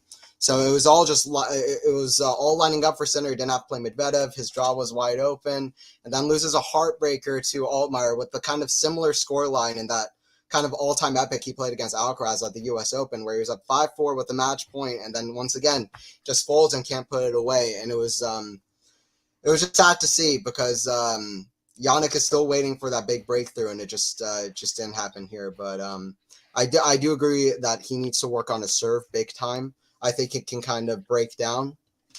And I think also he's kind of needs to hone in on that killer instinct. It's really something he needs to hone in on when he has a chance to really grab it. Because and he said himself, I'm not really enjoying myself on court. And I think one of the biggest things in honing in on a killer instinct and putting away matches is the fact that you really want it. You want to be out there. You want to enjoy competing when you're too worried about everything, too worried about losing, too worried about this, worried about that, not focusing on winning and really, really enjoying it, enjoying the competition, enjoying the fact that you could put this away. You're motivated and fighting for something. If you're not happy out there and motivated, then it's going to be hard to finish off matches. And I think we're seeing that with Sinner. So he needs to find a way to kind of ease down on the nerves, play happier out there. And I think just hone in on that killer instinct, put guys away. And serve is a big thing as well. But it was sad to see Sinner go out, especially with such a big chance. Yeah, no, agreed. I think, it's a bit of a red flag, him saying he doesn't enjoy himself on court at the moment. So hopefully that's just a blip, because if that's the case, he's never going to win a tournament like that. So I get it's hard. Like all of us play tennis at some level, and I think we can all say we hate it in some degree, double faulting, or you feel scared or anxiety on court at some point. But I mean, he's a pro player, so hopefully he gets through that, because that's important. Like the mentality part of any elite sport is in my opinion, just the biggest thing. So if he doesn't enjoy what he's doing right now, then it's going to be hard to translate that into like tournament win. So hopefully that does change, and he starts to enjoy himself, because that's the most important thing. We'll finish off on Sinner with these comments. I put a bet on Sinner, jinxed him. Go on. Sinner gets broken in the most sets. He is great at breaking as well. So it's one step forward, one step back. Yeah, true. And Dutchy says, I don't know about Sinner at Wimbledon. Yeah, I have high hopes, but who knows anymore. Yeah. Sinner's still pretty young. He has enough time since Max, pretty young age-wise in tennis. Yep, indeed. I think he needs to take a bit off his shots and just place them better. He loves to slap it. Yeah, I think on clay, you don't really need to slap it, do you? So I think that's a little bit of maybe a compromise needed there. And maybe I didn't watch that whole match, to be fair, so I wouldn't know. I mean, there's a long one, but that's something that some players tend to struggle with, is adapting their games to different surfaces, and you need to be able to have that in your repertoire, for sure. And I think Medvedev, even though, yes, I know he lost to Sabo Wild, but if you watch his Rome win, he wasn't hitting all his ground strokes super flat. Like, he realized, I need to put a bit more topspin, a bit more height over the net. Like, I've been stubborn my whole career not doing it, but if I want to actually go deep and win tournaments on clay, so anyway, I'm going to do it. And oh, look at that magic, won Rome. So it's just, yeah, it's not obviously the easiest thing to do, but it's definitely necessary. In terms of my most disappointing, Dutchie's just said it here, so yeah, thank you. Felix has been a disappointment this year. I don't know if it's the injuries or the coaches. So obviously, he lost to Fabio Fognini in the first round. I called it as well, so I'm happy with myself, but sad that obviously he proved me right. Fognini obviously is a talented player, and we know he's a veteran on clay, but he's not been the best of form recently anyways. But I did expect him to beat Felix, and Felix has just been in this weird position where I think, of course, who I was talking to, I think it was Cam Williams actually, with the preview for Roland Garros, and he was telling me that on the channel that if Felix doesn't make it to at least the fourth round, then they need to review, like, what's the point of having Tony Nadal as part of the setup in any capacity, because the whole point of him coming in was for him to do better on clay, and he did do better on clay last year, but the rest of his game on other surfaces seems to have been harmed in some way, shape, or form. This year, obviously, he lost in the first round. It wasn't an easy draw. That's a given, but he should be beating Fognini. Like, I'm not being funny, but like this, you could go 4 or 5 sets, but you should be winning. And I think he kind of whimpered. Can I interject a bit? But he did have. Oh yeah, I think you're about to say what he had. So go on. Yeah, it's the stomach. He had stomach issues. I was watching because Gil was doing some Tennis Channel coverage for that match. So yeah, it was obviously he's been disappointing all year, and doesn't take away all the disappointments that he's put through pretty much every tournament, maybe bar so like one decently run at Indian Wells. There's not much to shout home about, is there, for Felix? But I think he was struggling stomach wise, because he was wanting to go to the toilet in the first set after like 6 games. So there's definitely something going on. Yeah. No, that's fair. I think that, yeah, obviously we need to caveat that with that needs to be a caveat anyway in the assessment of the defeat anyway, that he was struggling. I think he also struggled with an injury as well. I think Gil said, or someone else. So maybe something to bear in mind. But yeah, I think maybe the season hasn't been the best. So it just was like, okay, cherry on the top, ready to what's been a poor season. But hopefully we see him back to his best on the grass, because he's got a really good grass court game. So he should be doing well on the grass, but we'll see how he gets on. But a shame for him. And I saw Shapovalov in the comments, but he lost to Alcaraz, so that's a disappointment, and that's an expected loss, unfortunately. I'm sure he's happy to get to the third round, to be honest. Yeah, it yeah, agreed. Yeah, the Canadians didn't do very well this tournament, to be fair, but yeah, I think there's more hope on the women's side at the moment than the men's side for Canadian tennis players. Okay, shall we move on to the kind of surprise package of this tournament? Who kind of overperformed? Who do you think was a standout player? Should we go Pat, David, Anthony? Yeah, sure. This is something, I'll say first of all, Echeverry. Echeverry knocked out 3 seeds. I think I've got it here. He defeated Draper in the first round. We know, unfortunately, Draper retired with his shoulder. And then he's beaten Alex de Minaur. He's beaten Borna Coric, so 18th seed, 15th seed, and then Nishioka, 27th seed. Yeah, really impressive. I've liked him on clay. I know he's still young. He's 23. But yeah, really impressive from me. I think he's going to have a hell of a clay career. I'm sure he'll win some more titles, depending on the level. I'm not sure. But yeah, lots of great things to see from me. But yeah, Echeverry was my real highlight there. Yeah, no, hard. That's a really good pick actually. Echeverry, I saw him against Djokovic. I think I did the live watch along for that. I think he played Djokovic in Rome, I want to say, and he lost. He lost, but he looked quite good. I was like, okay, pretty good. Like this is going to be a good replacement for Schwartzman in terms of Argentinian talent. And he played really, really well this year. So I was actually thinking he might be Zverev, but obviously didn't get it done. But that would have been an interesting one. Anthony? Yeah, and that was a very high-level match, that kind of quarterfinal between Echeverry and Zverev. There are a decent amount of errors, but there was a lot of winners too, and I just thought that was a really amazing match by both players. I was very encouraged by both their levels. Obviously, Zverev, on the comeback, I thought he was playing as well as I'd seen him play, so I was disappointed by that semi as well. But that was a very high-level match.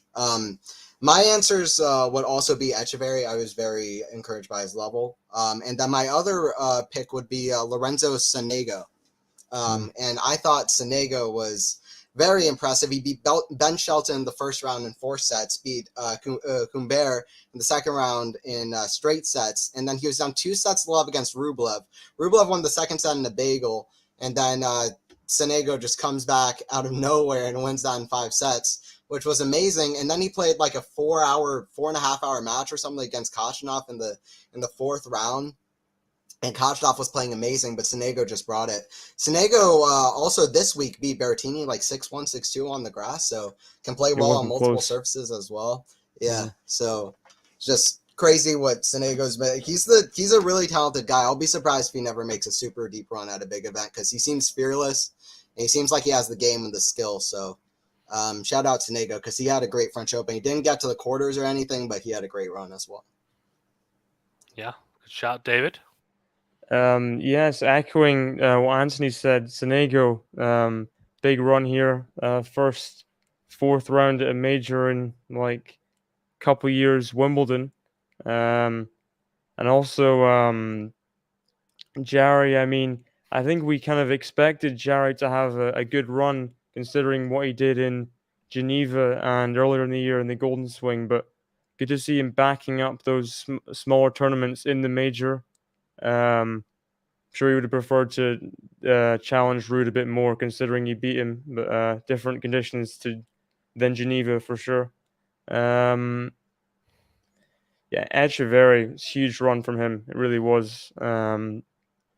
Beat like 3-4 seeds en route to that quarterfinal and definitely had his chances against Zverev in that quarterfinal and just missed out. Yeah, no, good picks, I think. And Gene, hi Gene, how you doing?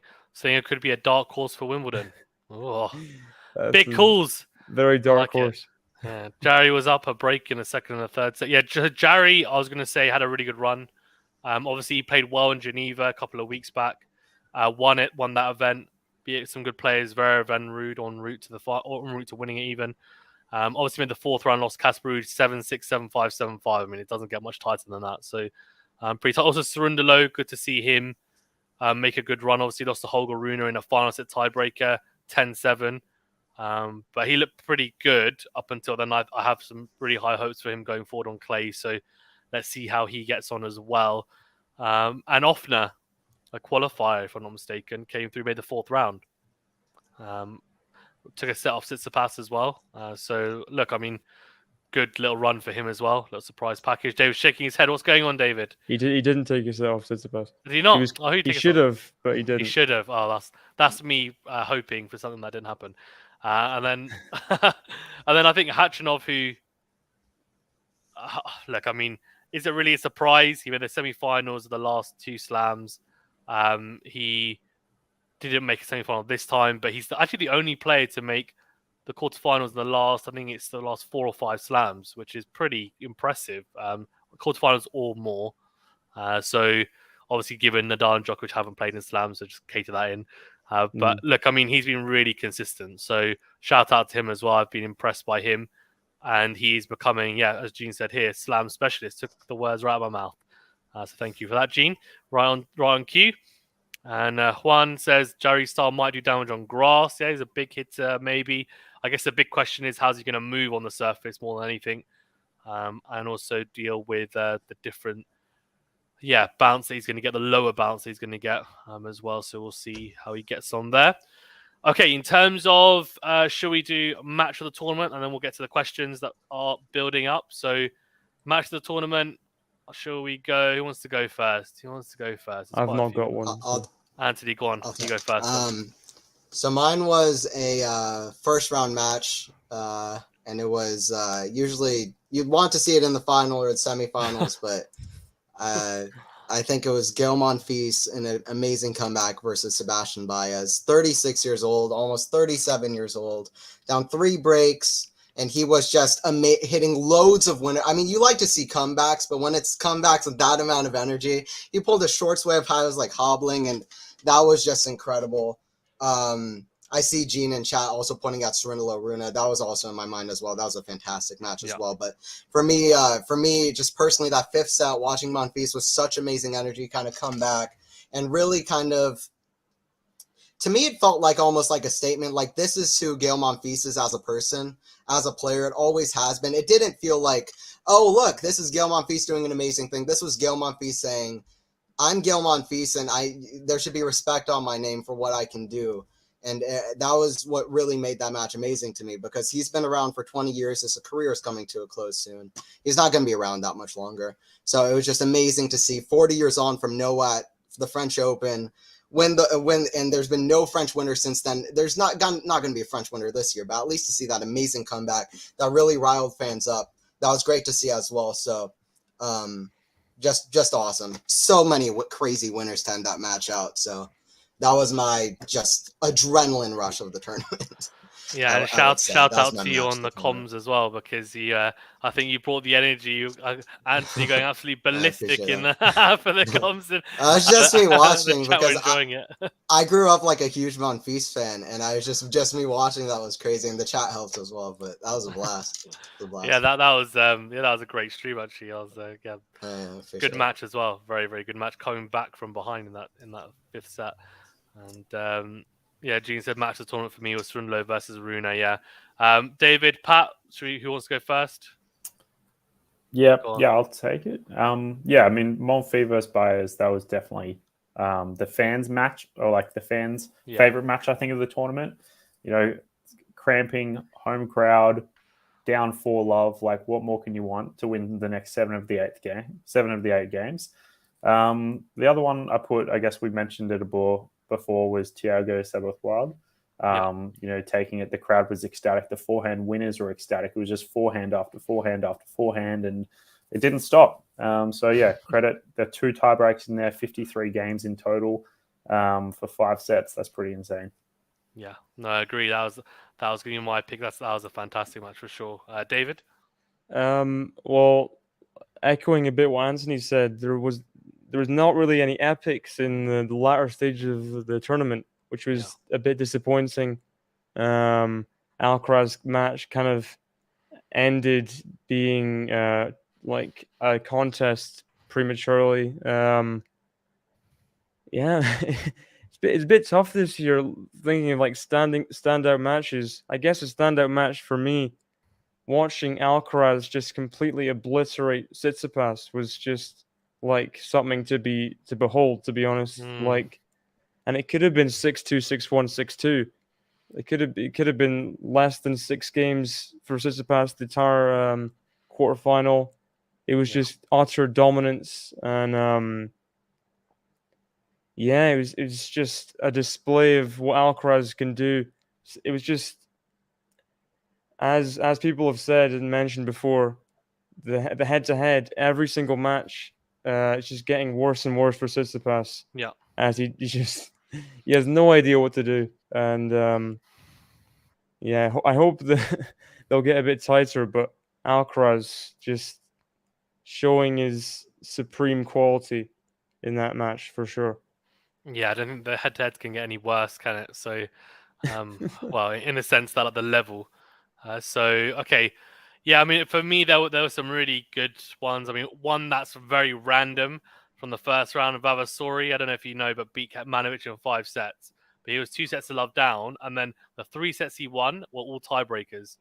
So each time he's gone to a tie, and listen to these scorelines in the tiebreakers: 10-8, 7-3, 11-9 in the three tiebreakers. He won 3 sets in a row, basically like on a knife's edge. He's like walking a tightrope every time, and he's managed to do that. So that was like incredible, and over a seed as well. And Kecmanovic, that was impressive. He was unseeded himself. I think Seyboth Wild versus Medvedev was my pick, and Monfils is up there as well, of course. Cerundolo Rune was good, very good, but mainly due to the drama, I think, because Rune and Cerundolo, their levels dropped a lot during the match, and it was just really weird to watch. But because the levels dropped, it was very competitive because they dropped it around a similar time. And that was very, very interesting to behold as well. And Rune obviously got it done in the end of the final set tiebreak. It was dramatic more than anything. And actually, we didn't mention someone when we're talking about standouts, but Varillas, he made, I think, the third round, I think, against Djokovic. But fourth round, sorry. Yeah, so he was unseeded, and he beat like RBA and a few other seeds on the way. That like ridiculous, and came back from 2 sets to love down to win those matches. So shout out to him. That was an incredible victory. And he looked pretty good as well. I mean, I'm not going to say that he's going to go on to win a slam, but he's a solid player. So good to see him. Yeah, I didn't commentate a single Varillas match, but somebody in the chat said, I'm so happy to see a Peruvian from a home country win. And that just makes you think like, wow, it's great to see somebody from a country that hasn't really dominated tennis really come up. So big for Varillas to really step forward and do that. Exactly. Yeah, I did the Djokovic Varillas match, and I was like, oh, it looks pretty good. Like he's almost like similar style to Djokovic, but just not quite as high level. But it was definitely enjoyable. Ash said he enjoyed TFO versus Zverev. Ash, yeah, how you doing? But Monfils with Anthony versus Baez is number 1. Very good. Sean says Fokina Djokovic, even though it was straights, some grueling tennis there. Her catch versus Grykes was great too. Yeah, I think a 15-13 tiebreaker went 5 as well, so that was definitely a good one as well. The amount of 5 setters in there as well. There were loads, opening rounds as well, wasn't it? It was the first week, there were loads. Yeah, it was 31 5-setters throughout the whole event, and it was the record is 35. So I mean, 31 is insane. And there was none from like quarterfinals onwards. I know. U.S. Open a couple of years ago, there's like 33 through halfway of the 4th round. And then there's one after that. Zverev Djokovic semifinal, very similar here. It's crazy. Yeah, so many 5-setters. For sure. Right. Okay, let's get through. Actually, before we get through the questions, anything on the men's side you guys want to touch upon finish up on before we get through the questions? I just want to touch upon Holger Rune. I remember I was watching this in Melbourne. Holger Rune versus Rublev in the 5th set tiebreak. Yep. Rune was up 5-love in the 5th set tiebreak, and just seeing him, in the 5th set tiebreak in Roland Garros, I was wondering the same thing because he lost to Rublev in the Australian Open tiebreak after being 5-love up. Yep. And I was thinking it's good for him that he pulled through this time. Maybe against against Cerundolo. But just wanted to add that one. It's good to see this coming up. No, I agree, actually. That's a really good point. And especially I think he was up as well in that one. He was up against Rublev. So it's probably like, otherwise what happens is you get mental scarring, don't you? But if it happens multiple times, that's a really good point. Anthony, David, anything from you guys? And just kind of to add on to that, Rune was amazing in beating Francisco Cerundolo in that match, and it was Francisco Cerundolo really impressive in this tournament. I actually had him as the upset against Holger Rune, so Rune really impressed me going into that just because I was so impressed. I thought Francisco Cerundolo was kind of a sleeper kind of in that bump because I thought he was playing such a high tier of play. Maybe I shouldn't have gone with Rune as just knowing he made 2 Clay Masters finals, but I was just really impressed with Cerundolo and how he was like slamming that forehand like crazy. One of the best forehands I felt like on tour as going into RG. So just shout out Cerundolo because I think he's one to watch in the future as well. Yeah, no, good shout. Right, okay, David, anything from you? Not to end the discussion before the questions on a bit of a whimper, but very disappointing seeing Draper and more injuries for Draper. It just gets worse, doesn't it? Retirement first round, and then I think it was confirmed other day he's not going to play Wimbledon either. So it's just it's awful for Draper. Yeah, because he started to play some really good tennis, and I was like, oh, okay, he's gained some form, so it's a shame. But hopefully back to his best. Obviously, Pat saw him and got the intro for the channel, so hopefully he's back and playing. So he's not just an injury sick note when people watch it. But yeah, It's the quality shot curse. yeah. Oh god. Oh dear. Right. Okay. On that note, let's get to the questions. Okay, guys. Well, if you haven't asked the questions you want, then obviously keep asking them. We'll get through as many as possible, and then obviously we'll end it. But yeah, thanks for tuning in and sticking with us till the end. Dutch says, do you think Wimbledon could have the same results as the French Open? So obviously Swiatek and won the women's, on the men's Djokovic. I'll go first. I don't think on the women's side it'll be Swiatek. On the men's side, I think it's very likely it's going to be Djokovic. But women's side, I'd be surprised if Swiatek wins it. Should we go round? Pat, David, Anthony, what do you guys think? Yeah, I mean, considering Igor's and Djokovic's, like, you know, the amount of slams the amount of Wimbledons he's won, I have question marks against both of them. I'm going to have to do some more digging to Djokovic, you know, seeing maybe like the rankings and how he's gone in previous Wimbledons. But yeah, not too many opinions at this point, but have some doubt. Nice. No, makes sense. And let's see. Anthony, David, you guys? Yeah, I mean, I kind of to echo your Faison's point. I think that like Swiatek, I would be a little bit surprised this year if she's going to do well at Wimbledon. I could see her making a semifinal or final, or maybe winning it in the next few years, but especially going deep. This year, I kind of am expecting maybe a round of 16, maybe a quarterfinal. I would be a little bit surprised this year in the on Sunday of the second week. This year in the major final, but stranger things have happened, especially with such a high tier, great number one player. And Djokovic seems like the overwhelming favorite, and he seems like the overwhelming favorite because when you think about it, not just the guy who's won 23 Grand Slams, but he's won the last 3 slams. He's won the last, or he's won, sorry, not the last 3 slams, but he's won the last 3 slams that he's competed in, and he's won the last 4 Wimbledons. So those are just numbers that really stack up for you. Nadal's not in, who is a very good player at Wimbledon as well, but he's not in, and then. It's just it's hard to even think of people you can realistically see beating Djokovic, who was very high level to end this Roland Garros and seems to always figure out a way. So I think Djokovic is overwhelming favorite. I don't think we'll see Casper Ruud in the final either of Wimbledon, but we'll see. But Djokovic seems like I think we're going to see three quarters of the calendar year Grand Slam once again, as we did 2 years ago. So, David. Yeah, so for me, I mean, I don't really see Iga making maybe a quarter, but I don't know about anything further than that because I'm just not confident in her on grass. Like juniors, it's just who's better at tennis. Kind of, it's not really. Doesn't matter. For Djokovic, I mean, like Anthony said, who do you really see beating Djokovic on a Wimbledon court right now? Obviously, I guess I think the COVID year helped in a way.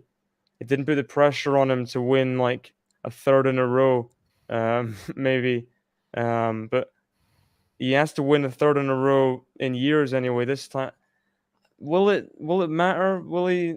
Also, what Fazan was saying before about he's never been the front runner. He's never been the front runner in terms of the slam race. I think he'll be motivated, but will it be the same like furious kind of motivation of like this is my divine right to be this at this level in tennis kind of thing? I do think he'll win it, but as for the women's side, I mean, someone with a stronger serve would be my tip. Obviously, it's not exactly a hot take, but maybe a Petra Kvitova, third Wimbledon. I wouldn't mind that. Nice. You heard it here first. Ariane says, Ruud has made 3 Grand Slam finals. What do you think he has to improve to go the good distance? Should we each go around and give a quick rundown? I think I can go first. I think, well, it depends on the surface, I guess. But generally speaking, I think he's made improvements on the backhand, but he needs to continue to improve on that. Spot serve is pretty good. Shot tolerance could be a little bit better. I think But yeah, the backhand depth, defense on that side as well, and also his slice on the backhand side, I don't see it being incredible. I think if he wants to have a lot of success on grass and faster courts, then that probably will help. The serve, I don't know how much more he can improve that just because of his height.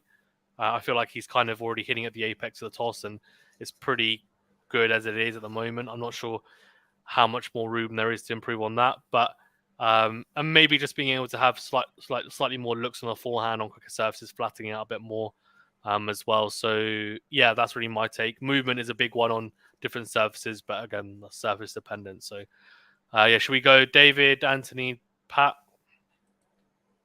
Yeah. So for me, for Ruud, he's very good at taking opportunities to get to these big finals. That's pretty clear. You don't see people like Rublev.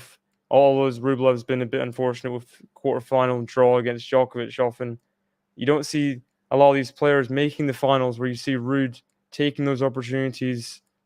I think he has come up against opponents that are just better than him in general.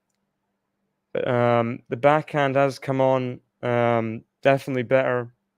But for me, it's just beating the top 5 opponents. You don't see that happening regularly for Ruud anytime soon, at least from where I'm sitting. Just have a look at his record. He beat Zverev in Miami last year, but you don't see it happening consistently at all at the biggest tournaments, and that's what he's going to need to change. Just find some kind of edge over your Alcaraz's, your Djokovic's, which I just don't think he has.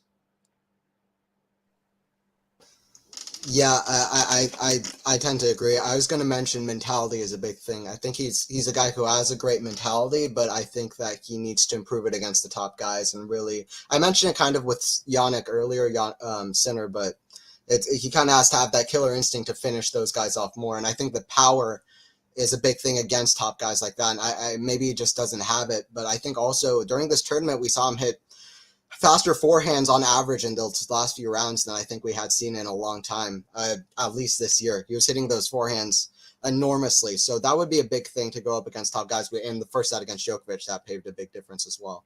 So I think that's a big thing going forward. And backhand, you don't even have to say. Backhand needs improvement still against the top guys. It's enough against 20, 30 players, top 20, 30 players, when especially with the other tools that he possesses. But against top guys, you need to do better on the backhand, better depth off the backhand for it not to break down as easily. Very crafty, creative kind of player. He can, kind of chip or slice and figure something out to kind of work the points. But it really needs to improve that backhand against the top players. There's no doubt about it. If he wants a big chance, and to get more pace off the backhand would be a big way to kind of make that leap forward, I would say. Yeah, echoing off what David and Anthony have just said. Like Ruud, as we all know, some people know him as the 250 champ. He wins against a lot of the, a lot of outside top 10 people, or a lot of the time, very consistent there. I was just looking at his statistics. I think this is updated. He has a 30% win rate, 10 and 23 versus top 10 at the time. And I was just thinking to, someone who's not in the top 3 at the moment, or not top 5, but Holger Rune, he has a 13 and 9 run. So 64, just under 60%, I think. So, almost double that percentage wise. And if you really want to get into, Grand Slam finals and win a Grand Slam, the percentages there, you're going to face a top 3, top 1 opponent even at some point. You're really going to have to get those percentages up and be more consistent on that side. I do think Ruud has a decent mentality. I think gone are the days, maybe, as long as Rafa goes, I don't think Ruud's going to have any issues against many other people. As long as he just gets his percentage up, I think, there's some hope for him. Yeah, no, very well said from one of you. Thank you. No, some good points. Don't disagree. Okay, let's get through the rest then. Let's try and speed this up a little bit. Which newcomer in the ATP do you think can adapt quickly in the grass courts and prior to Wimbledon? Okay, should we give newcomer I guess give me a newcomer. Should we just say who's young and who's gonna do well on grass courts? I think less word is that. Should we go around and give one player? You don't necessarily have to give a reason, but you can give a quick sentence if so. Who wants to go first? Anyone have anyone in mind? I have somebody in mind. Tommy Paul, not the youngest player around, but he's kind of new to the grass. Hasn't played a lot of grass matches, but he beat Yannick Sinner in one of the grass lead-ups to Wimbledon last year. He went into the fourth round without losing a set. He was only him and Fritz had not lost a set prior to the fourth round last year at Wimbledon. His game is very good for grass. He loves coming to net. He likes taking balls off the rise. I think he's one of these guys that's going to have a really good run at Wimbledon this year. And then moving forward, people are going to be saying, okay, well, Tommy probably might not win the tournament, but he's one of these guys to watch out for at Wimbledon. Don't want to play a seat early. But I think I would say that watch out even this year. I think that this year that Tommy Paul was like 7th or 8th in the race coming into the clay season this year, has had amazing results. Final of Acapulco, lost to Alcaraz in a very high level match in Miami, I believe. You know, he's been playing well. I would say he's somebody to watch out for on grass for me. His game is very pretty much perfectly suited for grass in my opinion. So he's somebody I would watch out for. Cool. Okay, David. Well, I think this is a tough question because we don't really have evidence of any of them on grass. Yep. We see that a lot of them with time on their forehand, and it's just grass is such a different proposition. Well, it is tough because you'd say Jack Draper. I'm not sure how much you can rely on Jack Draper to. From what he's showing these first few years of his career, is he going to stay injury free enough to be good on grass? Because he looked good, especially Queens. He took out Nori, I think, the other year, and took a set off Djokovic. One of the only people who take a set off Djokovic at Wimbledon. I'd say Draper. Because he's got powerful serve weapons. Yeah, that'd be my pick. Yeah, although he's injured, so he won't be playing this year, but that's fine. I'll go Ugo Humbert. Obviously, has had some decent results on grass. Won Halle a couple of years ago. Has had a dip in form, but looked pretty good so far this year. Picked it up, and he's got a good game for grass. Took Kyrgios to 5 2 years ago as well in the first round. Unlucky to lose that. Pat, how about you? Hugo Humbert took it out of my mouth. Yeah, oh, yeah. Definitely one to watch. That's all you like to hear, right? Okay, guys, I'm going to request. He won Halle, yeah. He did, yeah. What do you mean? That's cheating. Why is that cheating? He's still young enough, it's fine. Right, okay, let's get through the rest of them. Let's just try and keep the answers a bit shorter because we've got a lot to get through and let's not be here 3 hours. The fact 2 players in their mid-30s have dominated the majors in the last 2 years. What does that say about the quality of the opposition in the ATP? I think okay, I'll go first. I think it just shows that we've got 2 of the greatest ever players to ever grace a tennis court in this generation at the same time. So it's just unfortunate for the rest of the group. They should step it up at some point. Hopefully soon the passing of the torch will happen, but that's my reading. And I don't necessarily think it's a weak generation or anything. I don't really subscribe to that kind of rubbish in my opinion. So yeah, that's my take. Who else wants to go first, or who wants to go first? Yeah, I agree. Nadal and Djokovic, I mean, they may be in their mid-30s, but they don't play like they're in their mid-30s, do they? And you're coming up against 2 best tennis players of all time, 2 of the best conditioned athletes and fittest athletes at their age of all time as well. This is not just in tennis, this is athletes in general. They're the best of the best. So it's not the fact they're in their mid-30s, it's the fact they're the best. So yep. I see it. Yeah, and I agree as well. I mean, we're looking at an era which I don't think we'll ever see the likes of again. And Federer in there as well. I mean, people like to kind of leave him out now, but he was, before him, Sampras made it to 14 slams, and people said, this guy who made it number 1 five years in a row, people are never going to catch up to him. This guy who won Wimbledon 8 times or seven or 8 times, this guy who was really a marvelous, amazing player, Sampras, still one of the greatest of all time. You can't compare him to these three guys now, but Federer just on his own accord just kind of pushed it to 20 Grand Slams just out of nowhere. He wasn't chasing anybody. He kind of had to do that on his own accord. So Federer, Nadal, and Djokovic, what they've done through 2010 to 2016, only 4 guys won 4 different Masters from in that whole span of time. That wasn't the big 4. Only 4 different Masters were won during that whole period of time.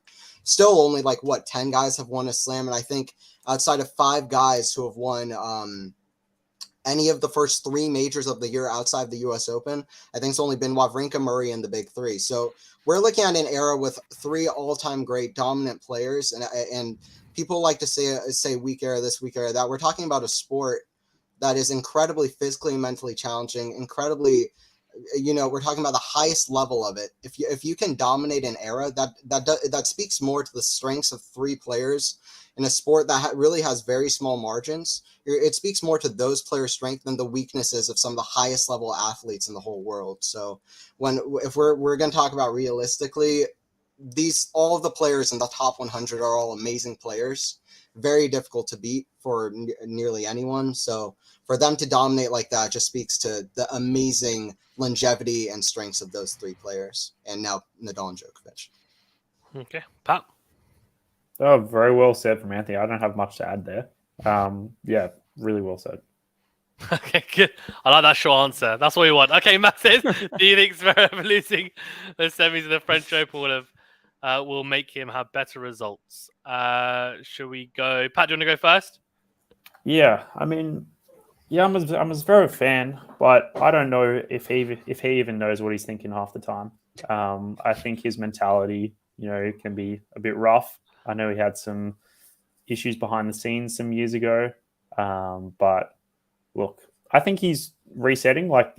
This is the best result he's had all year by far. So I think it has good things to come for the rest of the year. Okay, David. I mean, yeah, it's been a bit of an interesting year back for Zverev. Didn't start off the greatest, but that was always what was going to happen. Semi-final at the French Open. It's definitely encouraging, although the draw was pretty kind. How that affects him for grass, I mean, he's never really been proficient on grass. We'll see how he does. 4th round, I think he lost to Felix 2021. Haven't seen much since then. So yeah, I think we'll be waiting until US hardcourt season to see the real kind of Zverev come out, if he's going to come out or not. Yeah. I can go, and then Anthony, do you want to finish up?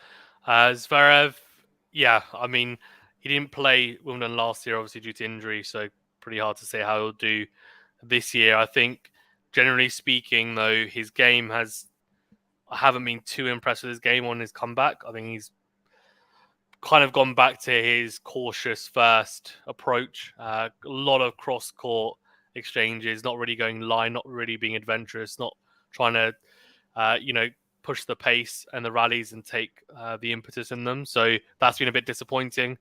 Obviously, no work done on the second serve either. And I just don't really see any improvements at all. And I get that he said that he's been out, but there haven't been any improvements for quite a few years now. So let's see how he gets on. I hope him playing at his best can win a slam, definitely. It's just a question of can he consistently play that way. He will take confidence from making the semi-finals, but as you guys said, it's not the best of runs in terms of opposition, but you can only play who's in front of you. I think the issue will be is that the way that he lost to Ruud will be a little bit of a disappointment. So a bit of a bitter taste in the mouth, I think, given that he made the semi-finals and then lost the way he did. I think that might be a bit of an issue. So let's see how he gets on at Wimbledon the rest of the year. Hopefully he finds his best form, but I don't think we've seen it yet. But hopefully around the corner. Anthony? Yeah, so I kind of tend to agree. I don't think we've seen the best form, but one thing I will say is that it is encouraging that a year on from him, just with a kind of freak injury in the semifinal last year, that he even could defend those points, I think seems almost miraculous to me, and to I think some other people as well. I thought it would take at least a year for him to find anywhere near his top level. So or more than a year. So for him to find it here was really very surprising for me, but kudos to him to even make a semifinal. But to the points being made, he had Dimitrov, he had Tiafoe, he had Molchan, he had Lloyd Harris, who did he have? Echeverry. So he didn't have the hardest run, but I will say for most of the tournament, I didn't think he was playing amazing tennis. I thought he was playing great and better tennis. But that Echeverry match was encouraging for me. I thought he played a very high level in that match. He volleyed very well in that quarterfinal, which I'd never say with like him, who's just definition aggressive baseliner, not really coming to net very much. But that he came in like 40 times, 70% net points won in that match. He played very, very well, and I was encouraged by that result. So if he can pick that up going into the North American hard courts, that'll be good. But obviously disappointing performance in the semis. He's been a bit on and off. The confidence isn't really there. That was kind of an issue, in my opinion, for him anyway, at times, especially in big matches. So we'll see going forward. If he can take confidence from that Echeverry match and even volley like he did there, that could pave for a good performance on the grass. So let's see. But he'll have to do better in the quarters than he did in the semis of this event going forward. Agreed. Okay. Hassan says, who do you guys think has the best volleys on the ATP side at the moment? Okay. One name. Don't have to give a reason. One name. Go around quickly. Off the top of your head, who's got the best volley? I don't want to hear. I don't want you guys to think about it quickly. Quick fire. Who's got the best volley on the ATP side? Pat, go on. Rude. Oh, I like it. Okay, Anthony. Oh, one name. Cressy. He serves and volleys. That's gotta go. Max name Cressy. Okay, David. Alcaraz. Okay, Nadal. Right, let's go. Rude. Okay. You know, after all the hate that Pat's been throwing Rude's way, that he throws him a bone with the with the volley. What do you guys think of the new power tennis couple, Sidosa? This is an outrageous question. Nothing really. I mean, they're two tennis players. They're all on tour, always on tour together. It's not a massive surprise. Does anyone have anything else to add to this? I do worry about Tsitsipas's game and his Twitter. His Twitter's going to be even more weird. I do worry for Tsitsipas's Twitter as well. It's going to only get worse. It's already bad enough. Sure. I don't know if that's going to get any better, to be fair. I don't think, can it get any worse? Oh, I don't know, maybe. Right, okay, I think that's, we've got some just real comments here, not really questions. Really impressive Rude's timely net approaches and Chris volleys. Chris net approach, I guess, backing up Pat's point, which is all good. Novak has demonstrated and substantiated over and over again that power is overrated. Consistent depth and ability to effortlessly change direction overcomes ruthless hard hitting. Agreed. I think actually Rob Keogh said when he was coming up as a tennis player, he wishes he had worked more on his depth in his ground strokes than power, because now he watches Djokovic and he thinks it. I guess hindsight's a beautiful thing. Max says, I hope Casper can win a Masters 1000 title. I'm sure he will. I think he'll win a Slam as well. But yeah, I'd be surprised if he doesn't win at least a Masters 1000. And any other questions here that I missed? There was someone talking about Fritz and his oh yeah. Oh yes, you're right. Yeah, I was surprised when Fritz. That's okay. I was surprised with Fritz versus the French crowd. Okay, that's a good point to finish up on. So yeah, Fritz versus the French crowd. Who was in the right? Go on, let's go around. Fritz knew what he had to do. If a crowd is going to go out a player, then the player has the right to go out a crowd. That's what I say. I think most fans like the drama. They do enjoy the drama. And if we completely go away from that, then I think we're really missing a good point for the sport, especially in such an emotional sport. Fritz, I liked what Fritz did because he didn't show a single bit of emotion until he had the win in his hand. When he had the win in his hand, he's like, you know what, I can do whatever I want now. I can do whatever I want. Y'all can't speak to me now. Yeah, the problem is when you do that, then you lose. That's the problem. No, I know, exactly. Yeah, exactly. That's kind of the thing. I mean, some people will say, "Oh, like rile up a crowd, this or that." But I think the player has the right to go out Got it. I think I liked what Fritz did. I liked what he did there. See, Djokovic does it a lot. Like against Alcaraz, the crowd were booing him and stuff, and like he more of a stare down. Isn't it? No, he does. No, he does the classic, which is once the crowd's done that, next point if he wins it, he's like he'll be like he'll roar and he'll be like, "Come on!" like really loudly, like right into the crowd's face, like which is crazy to say. He's only one person, but he'll literally be like, "Yeah," and he's like really over, like he'll go really over the top, and I'm just thinking in that moment, I'm like, well, what if you lose the match? But then obviously he's so good, he always ends up winning most of the time. He's so not going to lose the match. Exactly, yeah. But he just uses it to his advantage. But yeah, I'm the same opinion. If someone's going to boo you, then I don't understand why, or like they're going to be completely against you. There's no real reason that you can't do it. Like, I don't know what they expect. If the crowd don't expect him to bite back, then you shouldn't do it in the first place. And if you don't want that, so that's my view anyway. David and Pat, should we go David and then Pat, and then we'll wrap up. I don't know if you guys know this, but Fritz's girlfriend has a YouTube channel where she kind of does behind the scenes. She does little vlogs of sometimes Fritz's matches. And she was talking about he's like, normally I wouldn't want him to do that, but I'm glad it was after the match that he shushed the crowd. Exactly. I think Fritz was well within his rights, and we don't have enough like shushing and crowd interaction. The more Medvedev crowd riling up kind of thing, the more Fritz shushing the crowd, the better, in my opinion. Yeah, Pat. Yeah, I don't have too much to add there. I know I was surprised Rune didn't do something similar to that, because I know Rune likes to be the aggressor there. I think they like him to be honest. They do. The French, I mean, the French crowd are a unique bunch, let's say. So I think they like Rune. I think playing the villain a little bit. He's quite edgy as well. I think the crowd are a bit edgy as well. That might be why, to be fair. But yeah, no, interesting. Rune is an interesting character. He's so like.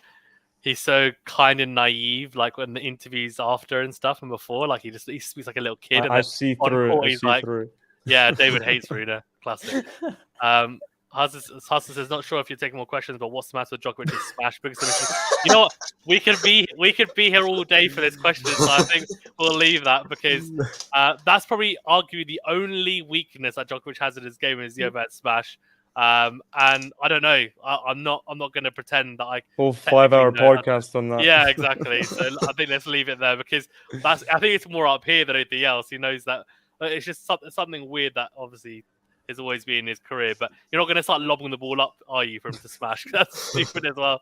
Right. Okay, guys. Thank you very much for sticking with us. I know a lot of people have come and gone as well from the chat.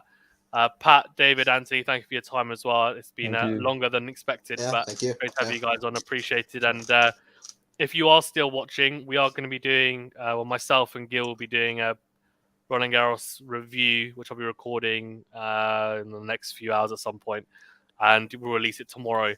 And now, so yeah, keep an eye out for that as well. It'll be recorded, it won't be live. So yeah, late night for you then. Yes, really late night. Yeah, exactly. I'll be going to sleep at like 2:30, 3 a.m. So look forward to that. Cool. Okay, I'll speak to you guys soon. Thank you, all of you as well. And thank you. See you later.